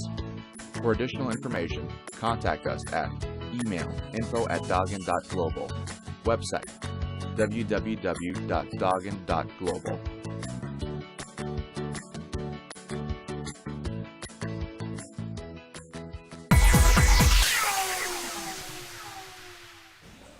Thanks for staying with us. If you're just joining us, you're tuned into BATV's coverage of the final President's Breakfast Forum for 2018. Let's head to the stage. I now invite our President, Mr. Howard Mitchell, to make his way to the podium to present the certificates to our new members. So, our first inductee today has joined us as an individual member. Please join me in welcoming Nadine Burrows-Siaga. Nadine has managed Island Broadcasting Services Limited, better known as KLAS-FM. She has also worked with National Supply Company Limited, Stewart's Auto, Silver Star Motors, T-Tech Limited, and Prime Sports. 876 on the go. One of our new corporate members to allow commuters to book cabs and make payments online, making transportation more secure for passengers and also for drivers. Bumblebee Digital Agency, specializing in targeted Wi-Fi advertising, digital marketing, social media management, and integrated marketing campaigns. The company has been reinventing how regional partners connect with their audience through its team of professionals and innovative concepts. First Rock Capital Holdings, an easily understood business model. By owning and managing properties that generate income, developing these properties and selling them for financial gain. Green Solutions International is a regional company created to advance energy and environmental sustainability throughout the Caribbean, with the goal of enabling energy-sufficient communities. Green Solutions International, welcome to the PSOJ. Michael University College. Joining us as a corporate member, Michael University College is the oldest teaching institution in the Western Hemisphere and continues to produce graduates who are critical thinkers and prepared to make an impact locally, regionally, and internationally. The Regis franchise is another corporate member being inducted this morning. Consistently providing client solutions, they deliver 100% managed and maintained workspaces as they continue to build their global footprint. Trend Media. They've successfully transitioned from being an online content provider to a full-service digital media house. One of its flagship e-publications, Loop News, is now identified as a credible local news provider. Let me once again congratulate all our inductees collectively.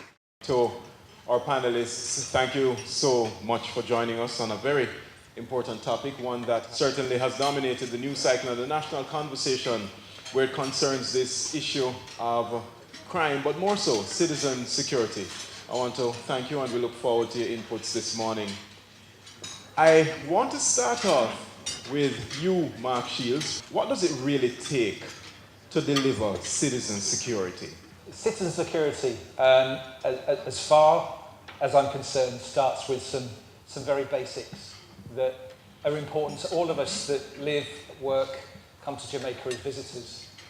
I delivered a speech a month ago at the CIN lecture in New York, and I started the point by saying two things. One is, I've been in Jamaica for 15 years, and in 15 years, 20,000 people have been murdered, which seems an awful lot of people to me, and that's 20,000 people murdered, plus thousands and thousands of families, the victims, the untold victims of people who have lost their husbands, wives, sons, daughters, cousins, aunties. So there's all of that group there, 20,000 people murdered.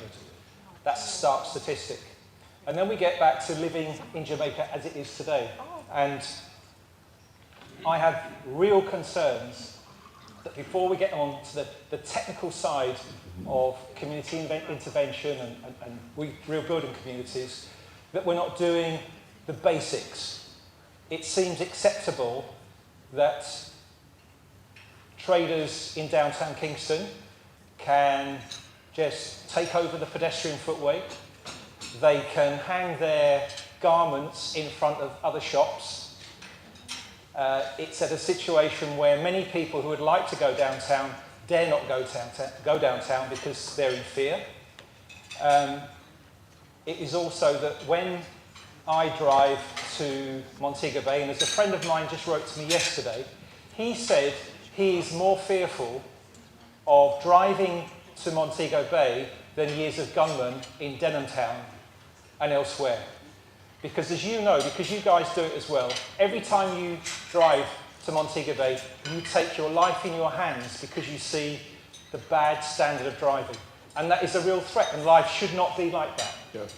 The third point I make is something that I've been, let's say, tweeting about over the past couple of months, and it perhaps became even more ironic last week into this week, that, again, the basics. If you look at the so-called licensed taxis in this country, where there are very clear rules and regulations that say that the windows must not be tinted, that there shouldn't be any markings on those taxis, that they should abide by the law like the rest of us, obeying red lights, not cutting up on the outside, all of that stuff that you guys live with every single day of your lives and causes you all stress.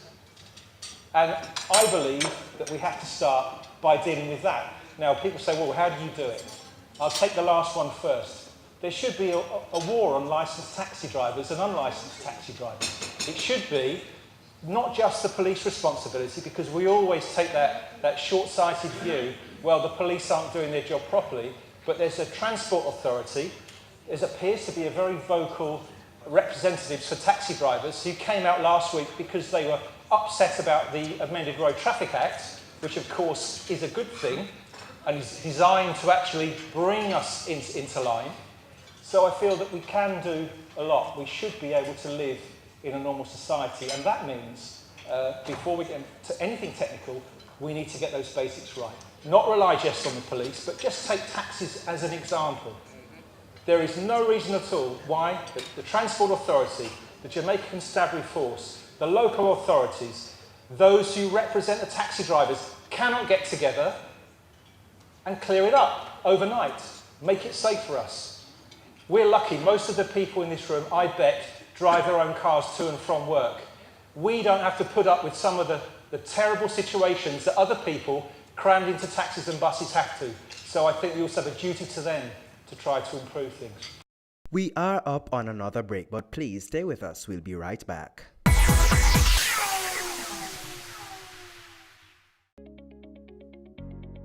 Taking the pain out of the audit preparation. Doggin Global now offers audit management services, AMS. With AMS, Doggin Global team manages your external audit process by providing the following. 1. Prepare and review schedules for your external auditors. 2. Prepare responses to your external audit team queries. 3. Assign our team members to locate supporting documents during field work. 4. Draft financial statements in accordance with IFRS to supply to your external auditors. 5. Provide guidance to your internal accounting staff regarding classification and recording of transactions. 6. Review your general ledger for accuracy. 7. Prepare necessary journal entries. 8. Prepare fixed asset register. 9. Prepare accounting and operational manual for effective internal control. 10. Liaise with the company external auditors. We work with your team to achieve timely and effective external audits, resulting in timely completion of your audited financial statement, while your current staff focuses on their daily activities. Contact us, info@doggin.global, website doggin.global.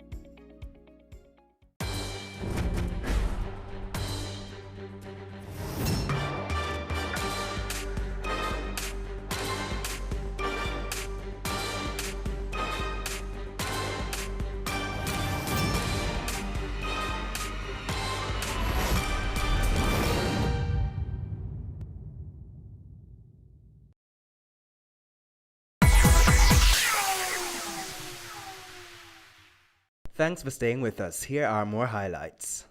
From where you sit, Mark Shields speaks much towards institutional strengthening. But I want to put to you the citizen having a responsibility as well, and how the citizen carries out that duty within the democracy. Do you see Jamaicans stepping up to call for the kind of order that Mark Shields is advocating for, or are we merely bystanders? Let me say, if I use the PSOJ and its president as an example, we would say that they're not standing up. In February of this year, the president called rightly for an oversight committee to deal with crime and violence. Now it is November, and we have not seen it. How many citizens, how many civil groups have supported that call is really inadequate. We heard an announcement from the Prime Minister yesterday in New York saying that he's going to be setting up a commission on crime early in 2019. Yeah, I heard it before, that it was going to set up a summit. Yes, we heard about the summit too, yeah, right? so it's not new. What I said on Sunday at a congregation in St. Thomas, and Mark Shields was mentioning 20,000 killed since he has been here. And I've been here a little longer than him. I said that if any year 500 persons were killed who are the brightest and best, influential leaders, we would find the resources and the time to make significant changes. In other words, because it's not affecting us so much, I live in a gated community. Some people have protective services, but anytime it starts to affect us greatly, we will do more. This is where I'd love to bring you in, Richard Divins, because the question is, how much of a rights-based approach do we take in dealing with citizen security?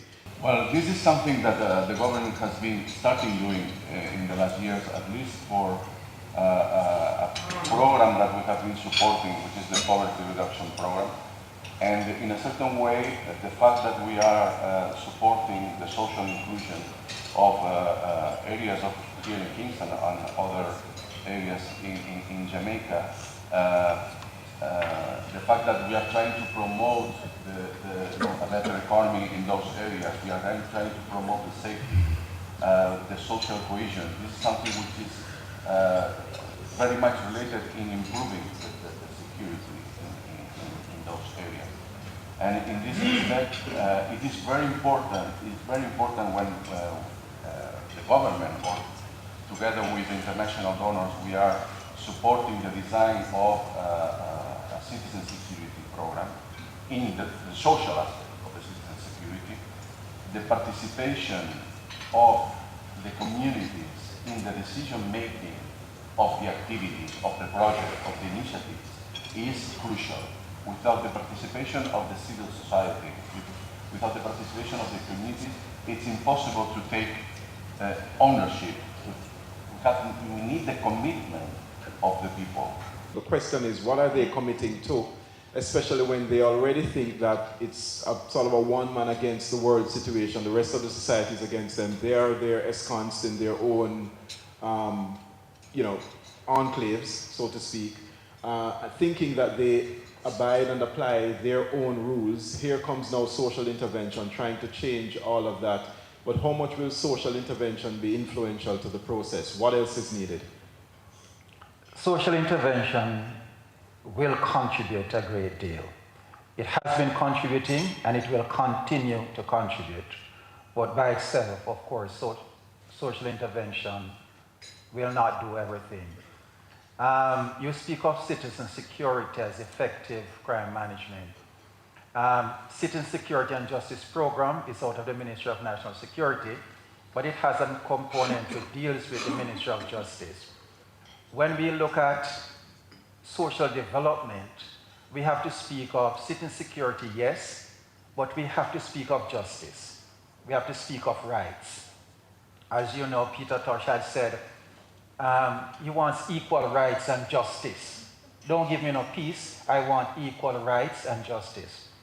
And unless citizens see themselves as owning or owning a process of development, of inclusion, they will not feel as if, yes, it is for their benefit. Our experience has shown, and I'm sure JCIF and other agencies have shown, that residents of vulnerable communities wholeheartedly support and embrace social interventions when they are a part of the process. We deal with crime prevention. As you know, crime and violence is multifaceted. It has many different actors, many different players, many different sectors. we do not treat with crime control, or crime suppression, which we see as the work of the security forces. We think that crime prevention is critical to the development of Jamaica, to treating with crime and violence. And crime prevention starts before a child is born. Yes. And it goes way on into adulthood. We have not yet, and the chairman spoke about it, recognized fully the importance or the knowledge. We do not know how important crime prevention is, in that we have to treat with it in a sustained, multifaceted manner. In a nutshell, no ministry should get a budget passed each fiscal year without showing the country where in that budget is the allocation for activities to treat with crime prevention. Because it is so multifaceted, it touches on every sector. Every sector has a role to play. And let me repeat, no budget should be approved unless we can see where that sector, what that sector is doing. We welcome the idea of an oversight or a commission, because what we have observed is that the lack of collaboration among the sectors is one of the handicaps. It is something which causes waste, inefficiency, lack of adequate outcomes.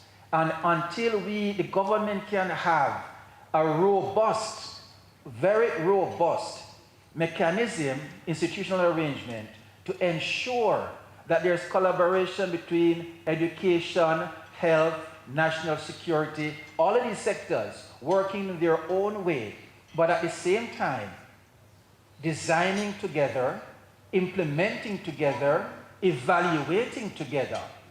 Until we get that, we will be groping in the dark to a large extent. And that's it for coverage of the final PSOJ President's Breakfast Forum for 2018. I'm Javon Keys for Business Access TV, serious about business.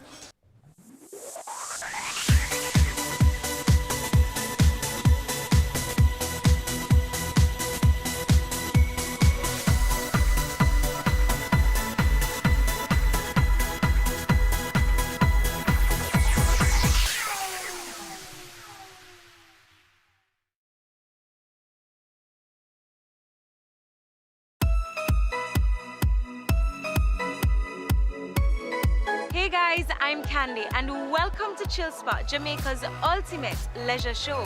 This season promises to reveal some of the hidden treasures of the lifestyle industry by taking you to the chill spots of some of Jamaica's most brilliant business minds, giving you a glimpse into how they choose to unwind and just fool a vibe. You won't want to miss what happens next. Stay tuned. Dodge & Global offers a CPA scholarship program to team members who join our team. A career in accountancy at Dodge & Global is a great choice and can offer you excellent job prospects. We believe that an accounting education is the greatest gift you can give yourself or anyone else. Few gifts make as significant an impact as the gift of an accountancy education with a job. It's a contribution that lasts a lifetime in the form of learning, opportunity, and success. Join our team and get the opportunity to be part of our CPA scholarship program. This scholarships awards program will be administered by the HR department of Dodge & Global. Requirements: first degree in accounting, employed at Dodge & Global, willing to pursue the CPA examination. Here's how to apply. Submit application to Staff Accountant, Dodge & Global. Email sa@dodgen.com.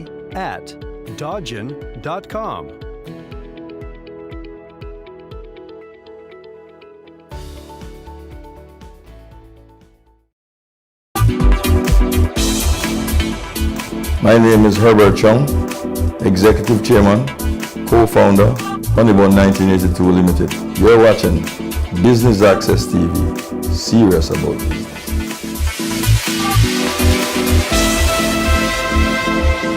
On this episode of Wealth Magazine, we feature Chris Daring, CEO of Ready TV. Fascinated by sports, Daring has made this an integral part of his life, a passion which led to his first experience in the corporate world as an intern at Citibank. Over time, Daring proved to be a successful serial entrepreneur, with his newest undertaking being Ready TV, a venture that promises to revolutionize the telecommunications landscape.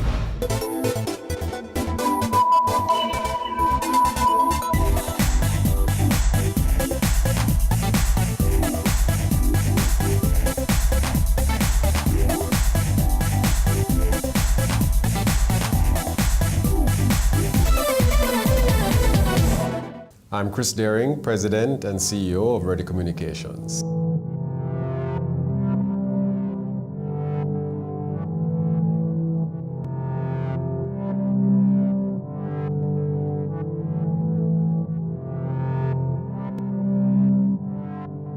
Born in Kingston, grew up in Mona, so I was a Mona boy.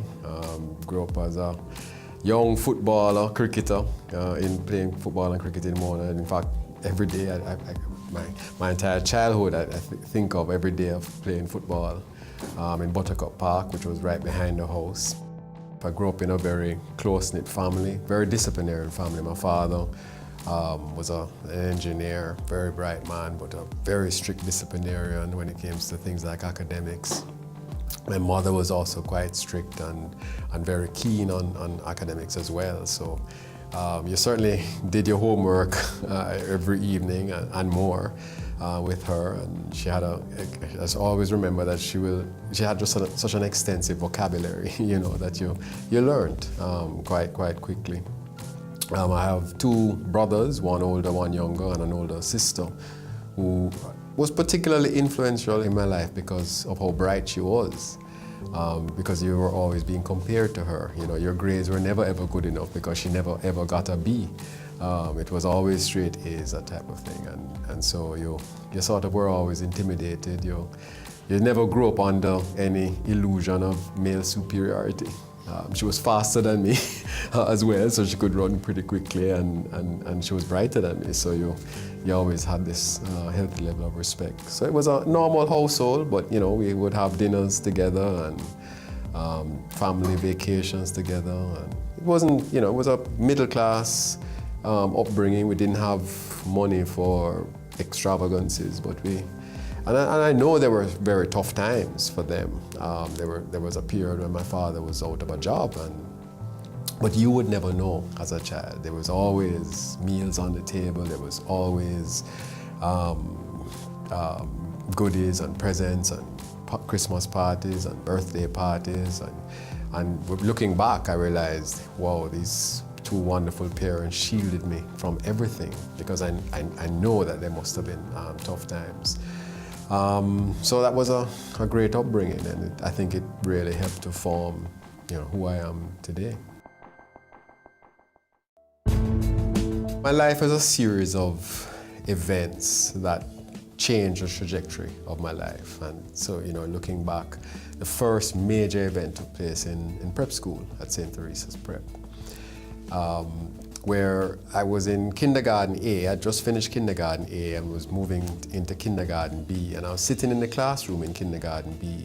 And I remember the day the nun came for me and took me over to the big school and put me in second grade. I didn't know what grade I was being put in, but I just remember being taken out of kindergarten with all my friends and taken over to the big school, because they were like two separate parts of the St. Teresa's Prep. And they put me in second grade. And halfway through the term, the nuns called my parents in for a meeting, because even though I was keeping up with the schoolwork, I was falling asleep, I was getting tired during the days. And they were worried that I was malnourished because I was a little small for a 7-year-old. That's when my mother said, but he's only 4. They had made a clerical error and had put me in second grade. I was 4 years old when they did that. But I guess because of the upbringing of my parents, I was keeping up with the schoolwork. But physically, I was getting tired.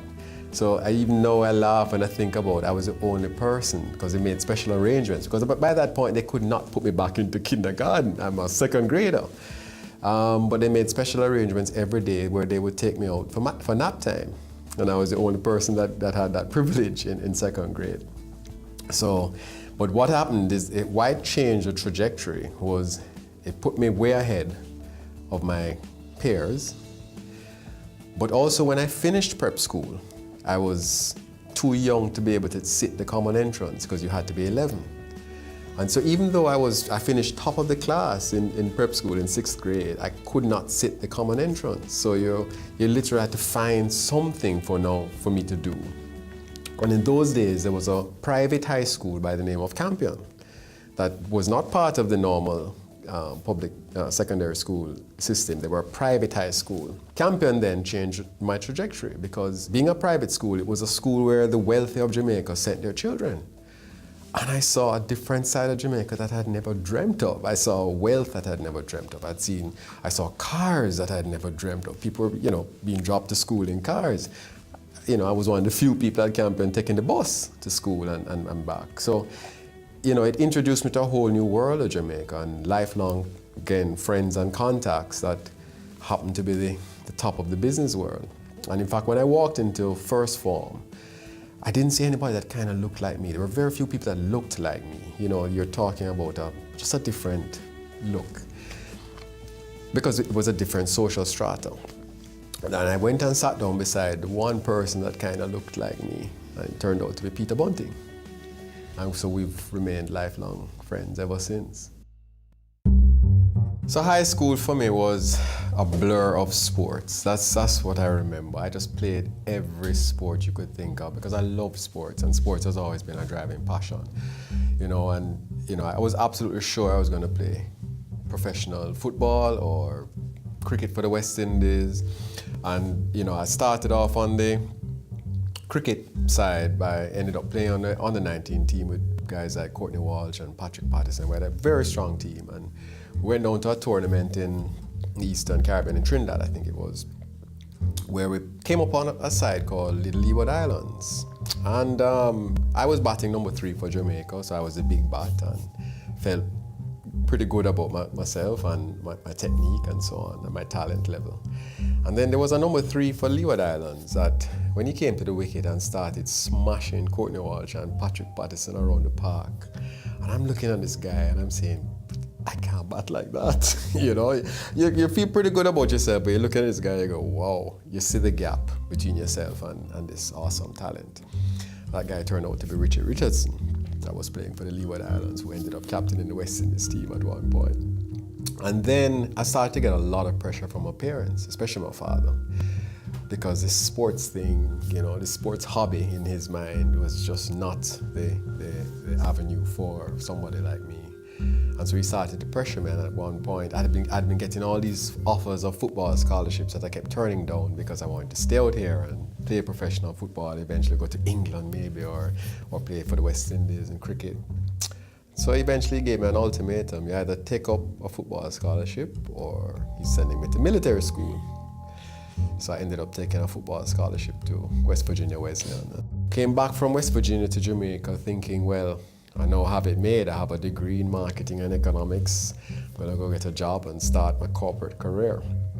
But I was in for a rude awakening because Jamaica, like everywhere else in the world, it's who you know and contacts and family connection. So I ended up writing over 100 letters and sending out applications to over 100 companies in Jamaica. I did not get a single interview.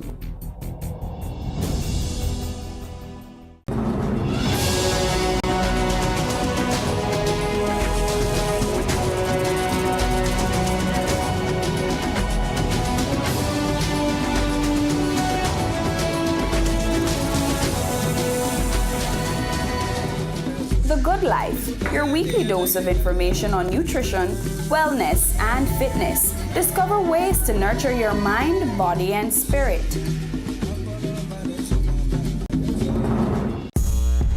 I started out selling out of the trunk of my car. If everybody think the same way, everybody going in the same line. Being an entrepreneur takes everything that you've got. Weekends? What's weekends? We work on a weekend. There are real opportunities everywhere you look. But you have to have the passion. If I do my part well, then everything is okay. We believed in ourselves and our families believed in us. Being convinced of this great opportunity, why we are all here doing what we're doing now.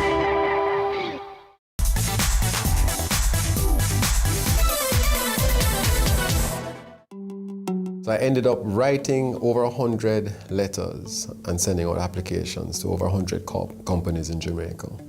I did not get a single interview.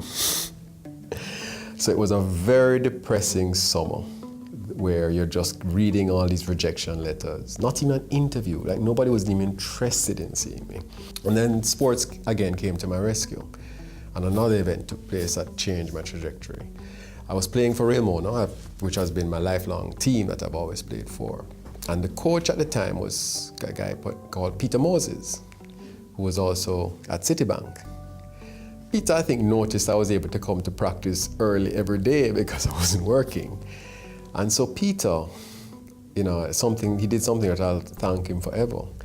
He created a little post inside of Citibank, even against his own HR manager's objections, called an intern, so that I could come in, I get a little stipend, and understudy one of the main managers on managing corporate accounts. And as it turned out, I was understudying this young lady, and she met in a car accident. A very serious car accident. So somebody had to take over and manage the portfolio. I wasn't a full-time employee, but I'd been handling them. I'd been understudying her. So Peter kind of maneuvered me into being able to take over the portfolio. I started to do quite well with the portfolio. And so they made me an offer full-time, and I went to Citibank, and of course that opened me to a whole new world of finance and international finance and investment banking, and they trained me on the job. I reunited with a schoolboy friend, Peter Bunting, at Citibank, and again we made the linkage again, and that is the genesis of how Daring, Bunting and Golding was formed. Peter went off and became the CEO of a small merchant bank, new merchant bank called Manufacturers Merchant. Around the same time, a group approached me to set up another merchant bank called Corporate Merchant. So I became the CEO of Corporate Merchant. There was a young attorney who was in fact not even a full-time attorney yet. He was still studying law at Oxford. But he was also a Campionite who we were all friends with. I used to play cricket with him, called Mark Golding.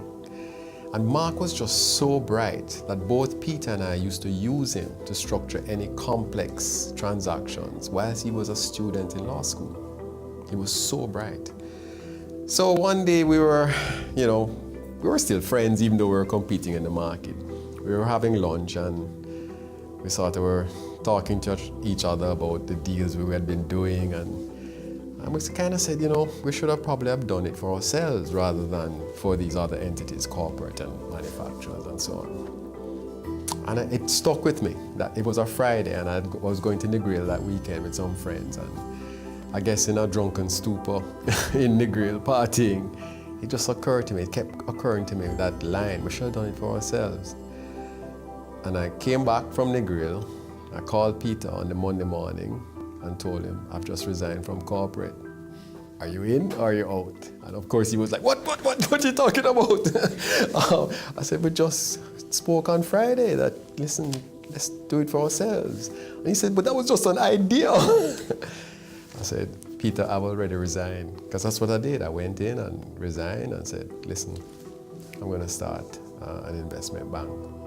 And so we started Daring, Bunting and Golding, which started in the living room of the townhouse I was renting, and to demonstrate to the public what investment banking was, we said, let us take ourselves public.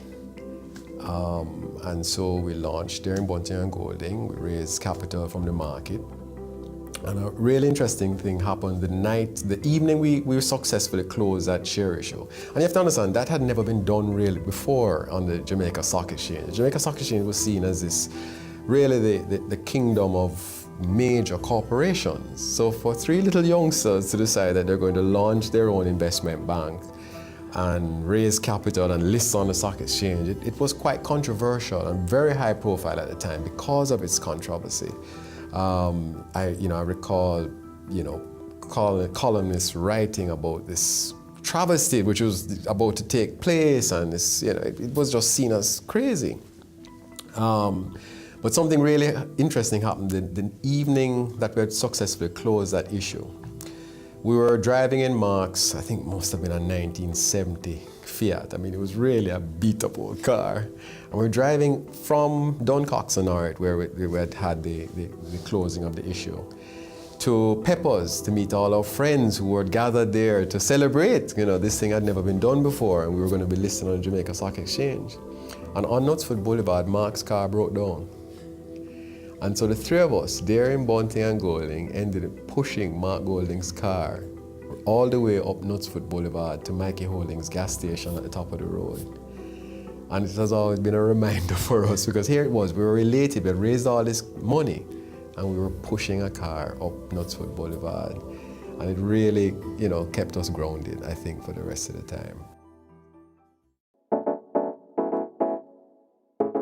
During the time at the DBNG, then the West Indies Cricket Board came calling.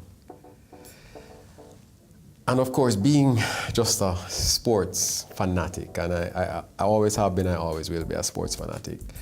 When the West Indies Cricket Board comes to you and says to you, listen, we want you to give us some time, we want to help, we want you to set up the commercial operations of the West Indies Cricket Board and also pull together the region's bid to host the Cricket World Cup.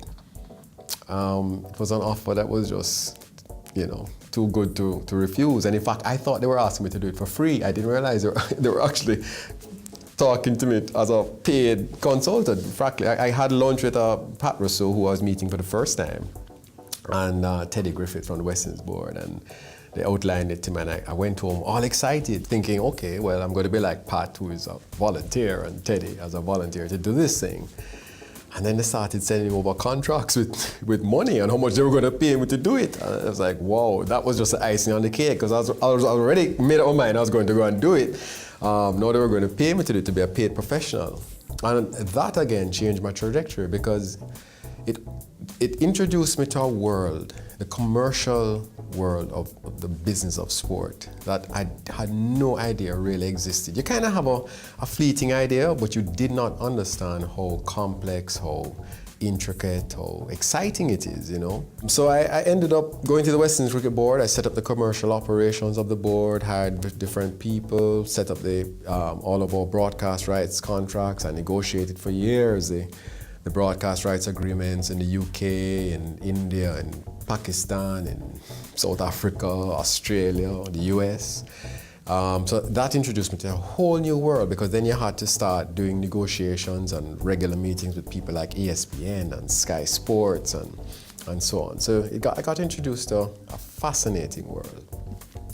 And it was one day I was sitting in the skybox at a Chelsea match. Now, I'm not a Chelsea fan, I'm an Arsenal fan, let me make it clear. But it just happened to be a game Sky had invited me to. So I'm sitting there, it was 1999. And I'm sitting there watching this football match, and I didn't realize who I was sitting beside, but we were talking football. And he realized from how passionate I was and how knowledgeable I was about the game and the players and who had been the latest transfers and and so on. He said to me, so the Barclays Premiership is very popular in the Caribbean. I said, yes, it is, but we don't get to see it live. And he says, oh yes, that's right. We sell it as a part of the North American package of rights. So we don't, it's, the Caribbean is far too small for us to deal with. So I said to him, would you carve off the Caribbean? And I'm thinking I'd come down back to the Caribbean and try to sell it to the local stations to put it on so I could get to see my beloved Arsenal play. And he said, no, he happened to be the commercial director of the Barclays Premiership. And he said, no, it's too small, not interested. It would be too much hassle, for them at the Barclays Premiership to try and sell those rights directly into the Caribbean. So I didn't press it. We watched football, we chatted football and had a great time. And then at halftime, we were having dinner. And he says to me, tell me something, do you know Courtney Walsh? And my ears pricked up. I said, yes, Courtney is one of my best friends. And he was still playing cricket at the time. He was playing for the West Indies. And he was playing for Gloucester. So he was in England at the time. And he said, well, I'll tell you what. My son is a fanatic about Courtney Walsh. He's a young fast bowler. His 15th birthday is coming up. He's modeled himself off of Courtney Walsh and everything, just idolizes Courtney Walsh.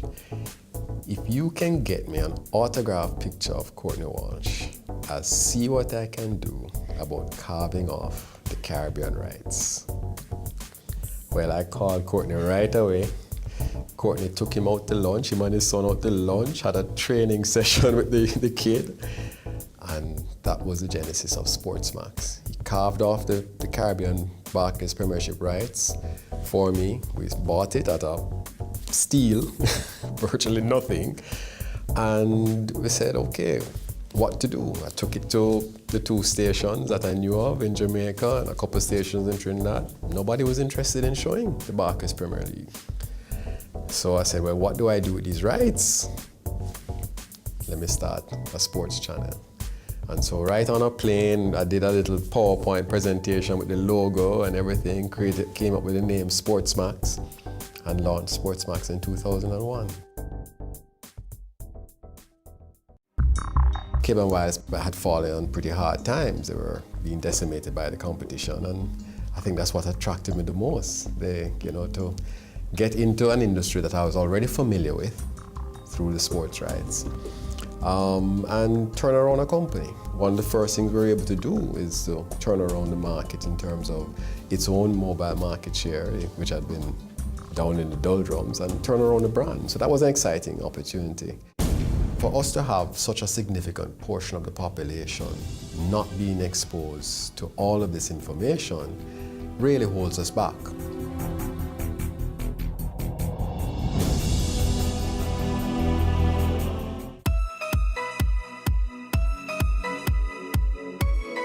Hey guys, I'm Candy and welcome to Chill Spot, Jamaica's ultimate leisure show. This season promises to reveal some of the hidden treasures of the lifestyle industry by taking you to the chill spots of some of Jamaica's most brilliant business minds, giving you a glimpse into how they choose to unwind and just hold a vibe. You won't want to miss what happens next. Stay tuned.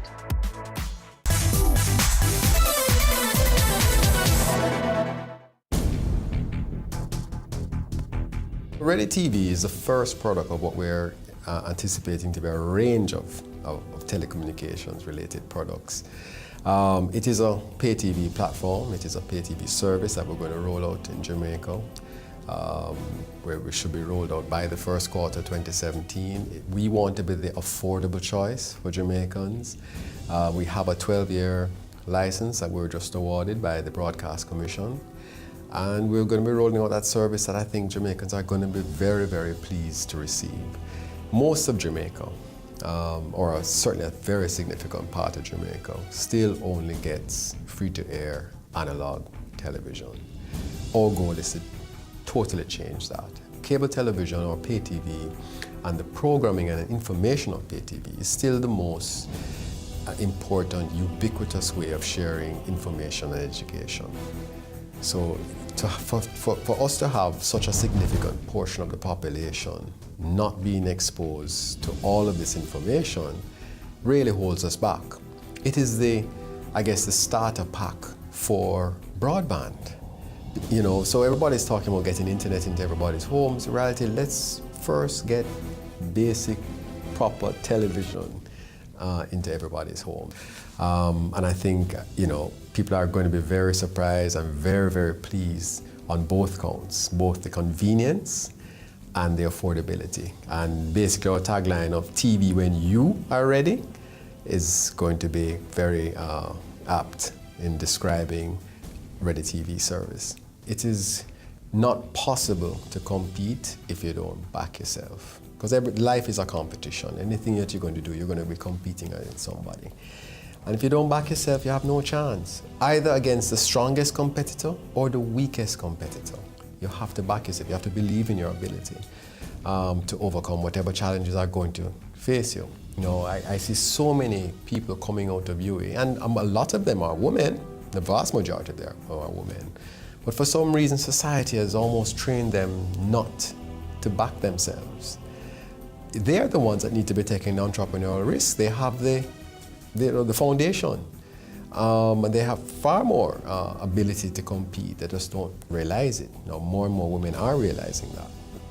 But generally, whether male or female, you have no confidence in your ability, you'll never succeed. And confidence does not mean arrogance. It means just believing that, hey, if I don't know what I need to know, I can find out what I need to know and learn it. A lot of people think I'm a snob, which is strange. Yeah. It's strange to me, but I understand it. I'll tell you something. I'm terrified of flying, for instance. As much as I've flown, I know. And my friends know this, my close friends know this, because they know the night before I have to fly, I find difficulty sleeping.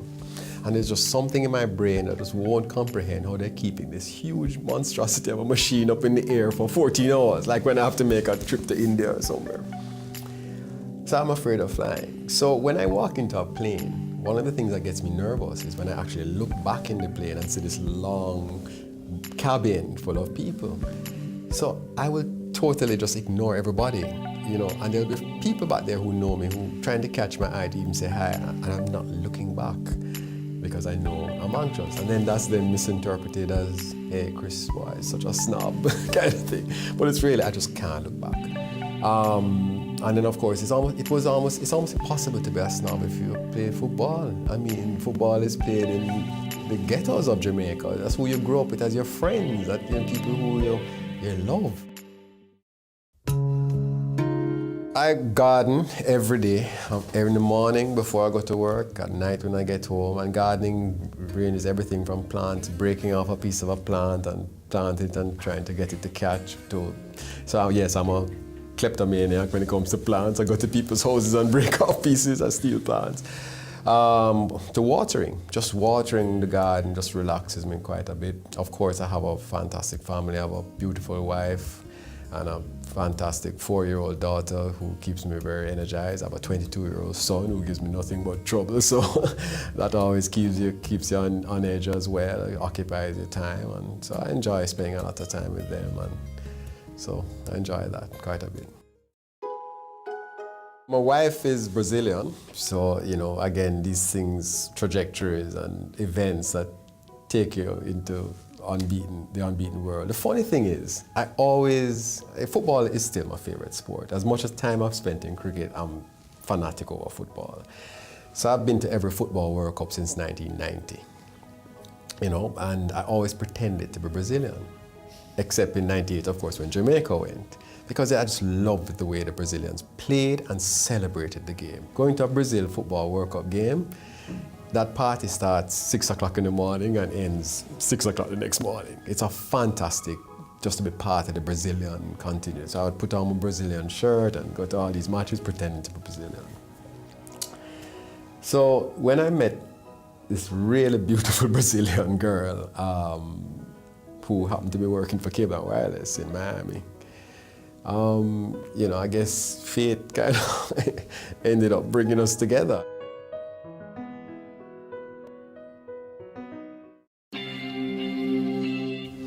Wealth is being able to enjoy your life, and so it doesn't mean that you have a lot of money. It means that you're satisfied with the money you have and enjoy it to ensure that you have a quality of life that for you and your family that you want to enjoy. And I certainly feel wealthy because I have incredible friends that I have a great time with. I have an incredible family that I have a good time with, and we're able to put food on the table and put people through college, and so I feel wealthy because of that.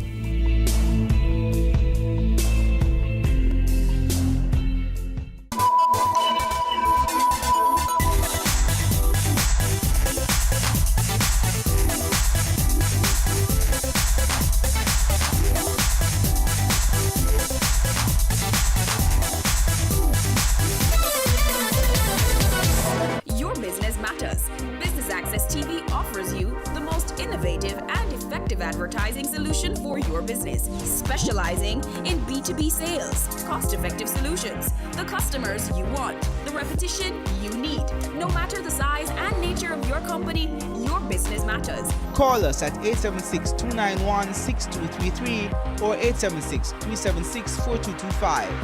Email sales@batvja.com.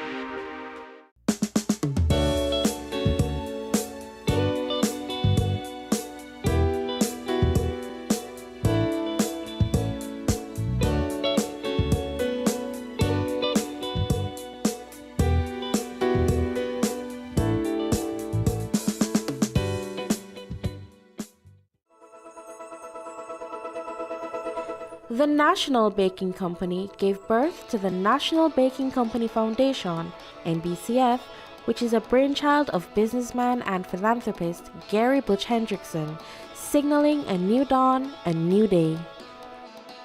Change has come for our nation's children, or future generation. The foundation was launched in 2015 to further strengthen the company's philanthropic efforts. It supports numerous organizations including Lost Street Trade Training Center, Mustard Seed Communities, Food for the Poor, St. Patrick's Foundation, and the Union Gardens Basic School. Now, the foundation has launched its Little Leaders program in early childhood schools island-wide. I'm very pleased to join you in launching the Little Leaders program, and I applaud and endorse this initiative. Education has always been, for me, a partnership exercise. No matter how much money we spend from the national budget, we still need to spend more. It is the most valuable and rewarding investment that any country or any company, for that matter, can make. This is another year of a dream coming true for us. This is part of something that I think we get involved with emotionally in the company. I personally think it's the best thing that I have ever done, having this initiative. I do believe, and I continue to believe, that unless we can educate our children, we're just dooming them to a future of a percentage of what they could become. And that's the basis on which I do this.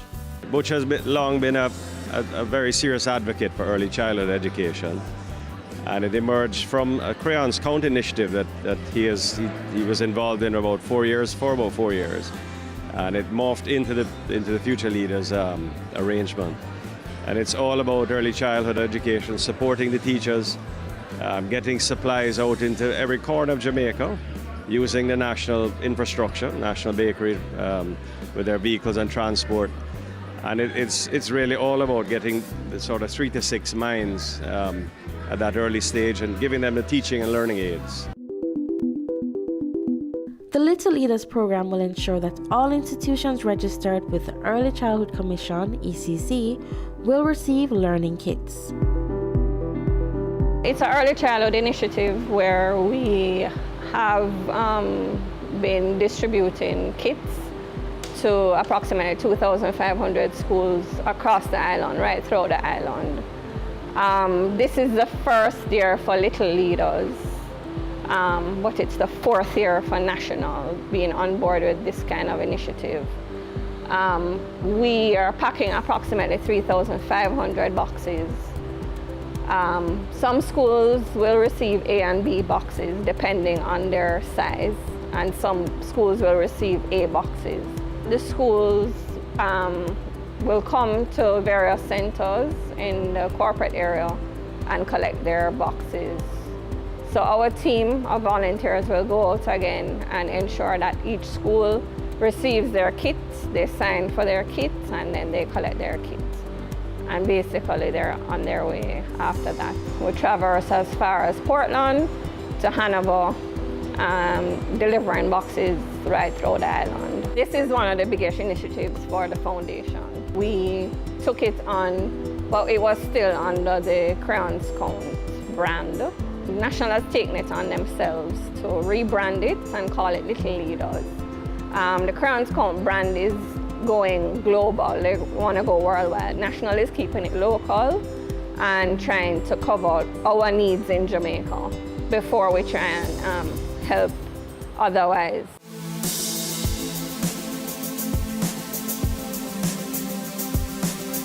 This means a lot to the Commission. The Commission is a regulatory body, so we do ensure that the standards, because there are 12 standards, and what's happening today actually impact one of the standards. The tools, the resources that you find at the early childhood institution. This creates equality among all our children. So whether you're in Morant Bay or you're at the Negril Point, as we often speak about, whether middle class, upper class, poor, everyone, it equalizes. Every child has the ability to have a Play-Doh. Every child has the same equipment being in that institution. So whether it's a prep school or it's a public school, you're having the same tool that enhances, and it does a lot for early stimulation. Because our children, kids learn differently. You need standardized toys. This is what National has done. We thank them. We wish they continue. We hope and we encourage more corporates to come on board, because we have to get it right there. Our little ones, we have to stimulate them from early. And once you have a good, very strong foundation, you see the benefits. It translates to primary, then to secondary. And like I said, the best investment is at that age. And if we get it right, we have a better society. So we're very happy for this. We thank them. We actually want more because, again, I like to say, a government will never be able to provide all the resources. So we welcome corporate sponsorship, and that's why we're very happy for what National is doing today. And also to their staff, the involvement of their staff, that is quite commendable. What we're experiencing today, the staff members are out and they are doing the work. It speaks volume. It speaks to their commitment to a better Jamaica. And again, as Chairman of the Early Childhood Commission, we thank everyone, we appreciate, and we always say this, we always want more. We're happy for our children, for a better Jamaica. As the portfolio minister, let me tell you, this is music to my ears. For you to have a corporate entity giving back so much to Jamaica. This is the foundation of the education system to start our children right. And you know, I say so often that we have so many vulnerable children, so many vulnerable homes, a lot of poor parents who can't afford the necessary educational material to ensure that their children are well stimulated in their start their education journey correct.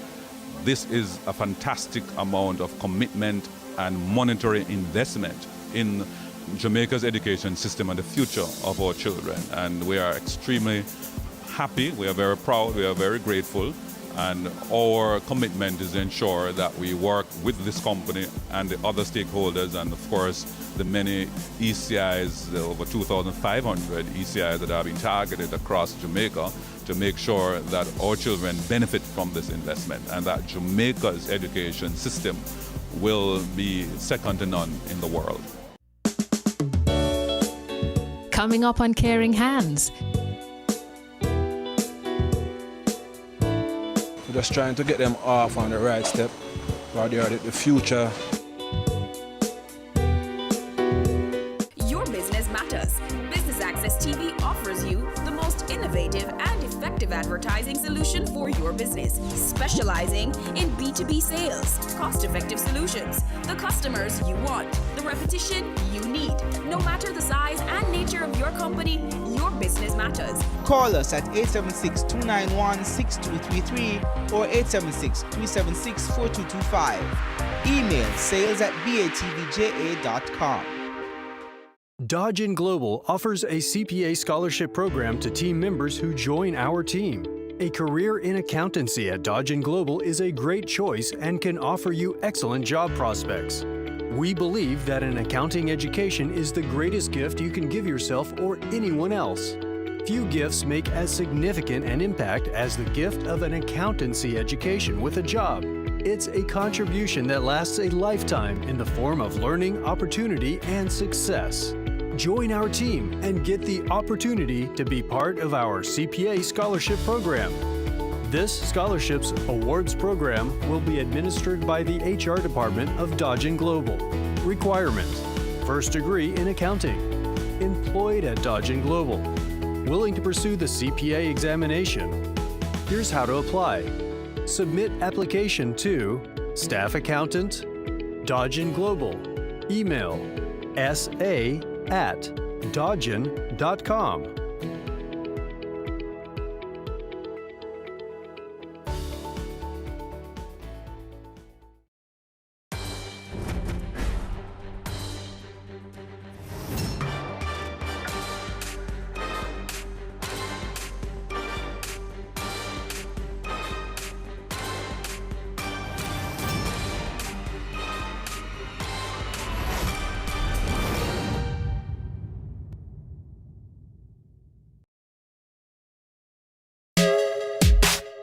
I'm Adam Stewart. This is Business Access TV, serious about business.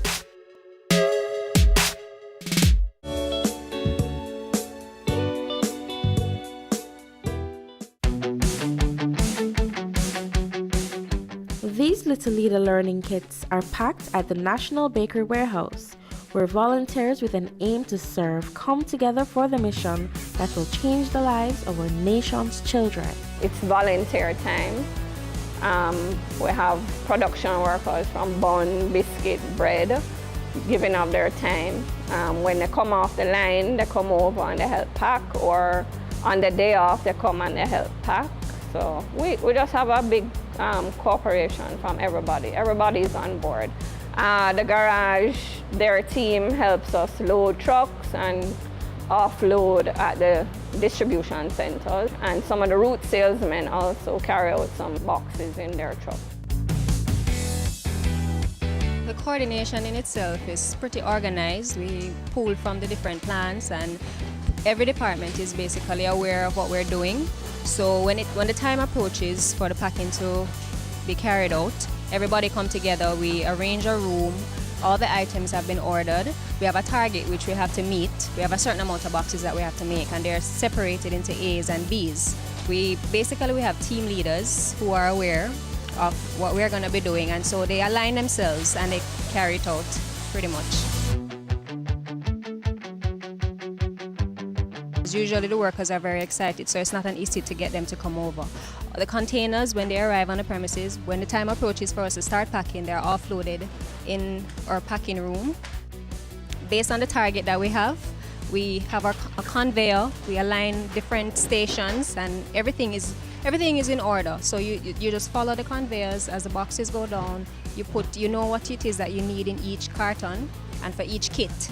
And you just follow the process as it goes along. Everybody pretty much pitches in and get everything done together. It's a learning kit, and there are various different items that are in it. Pretty much it's a well-rounded kit that is targeted to development of these children, and I'm sure they'll really appreciate it. Different schools get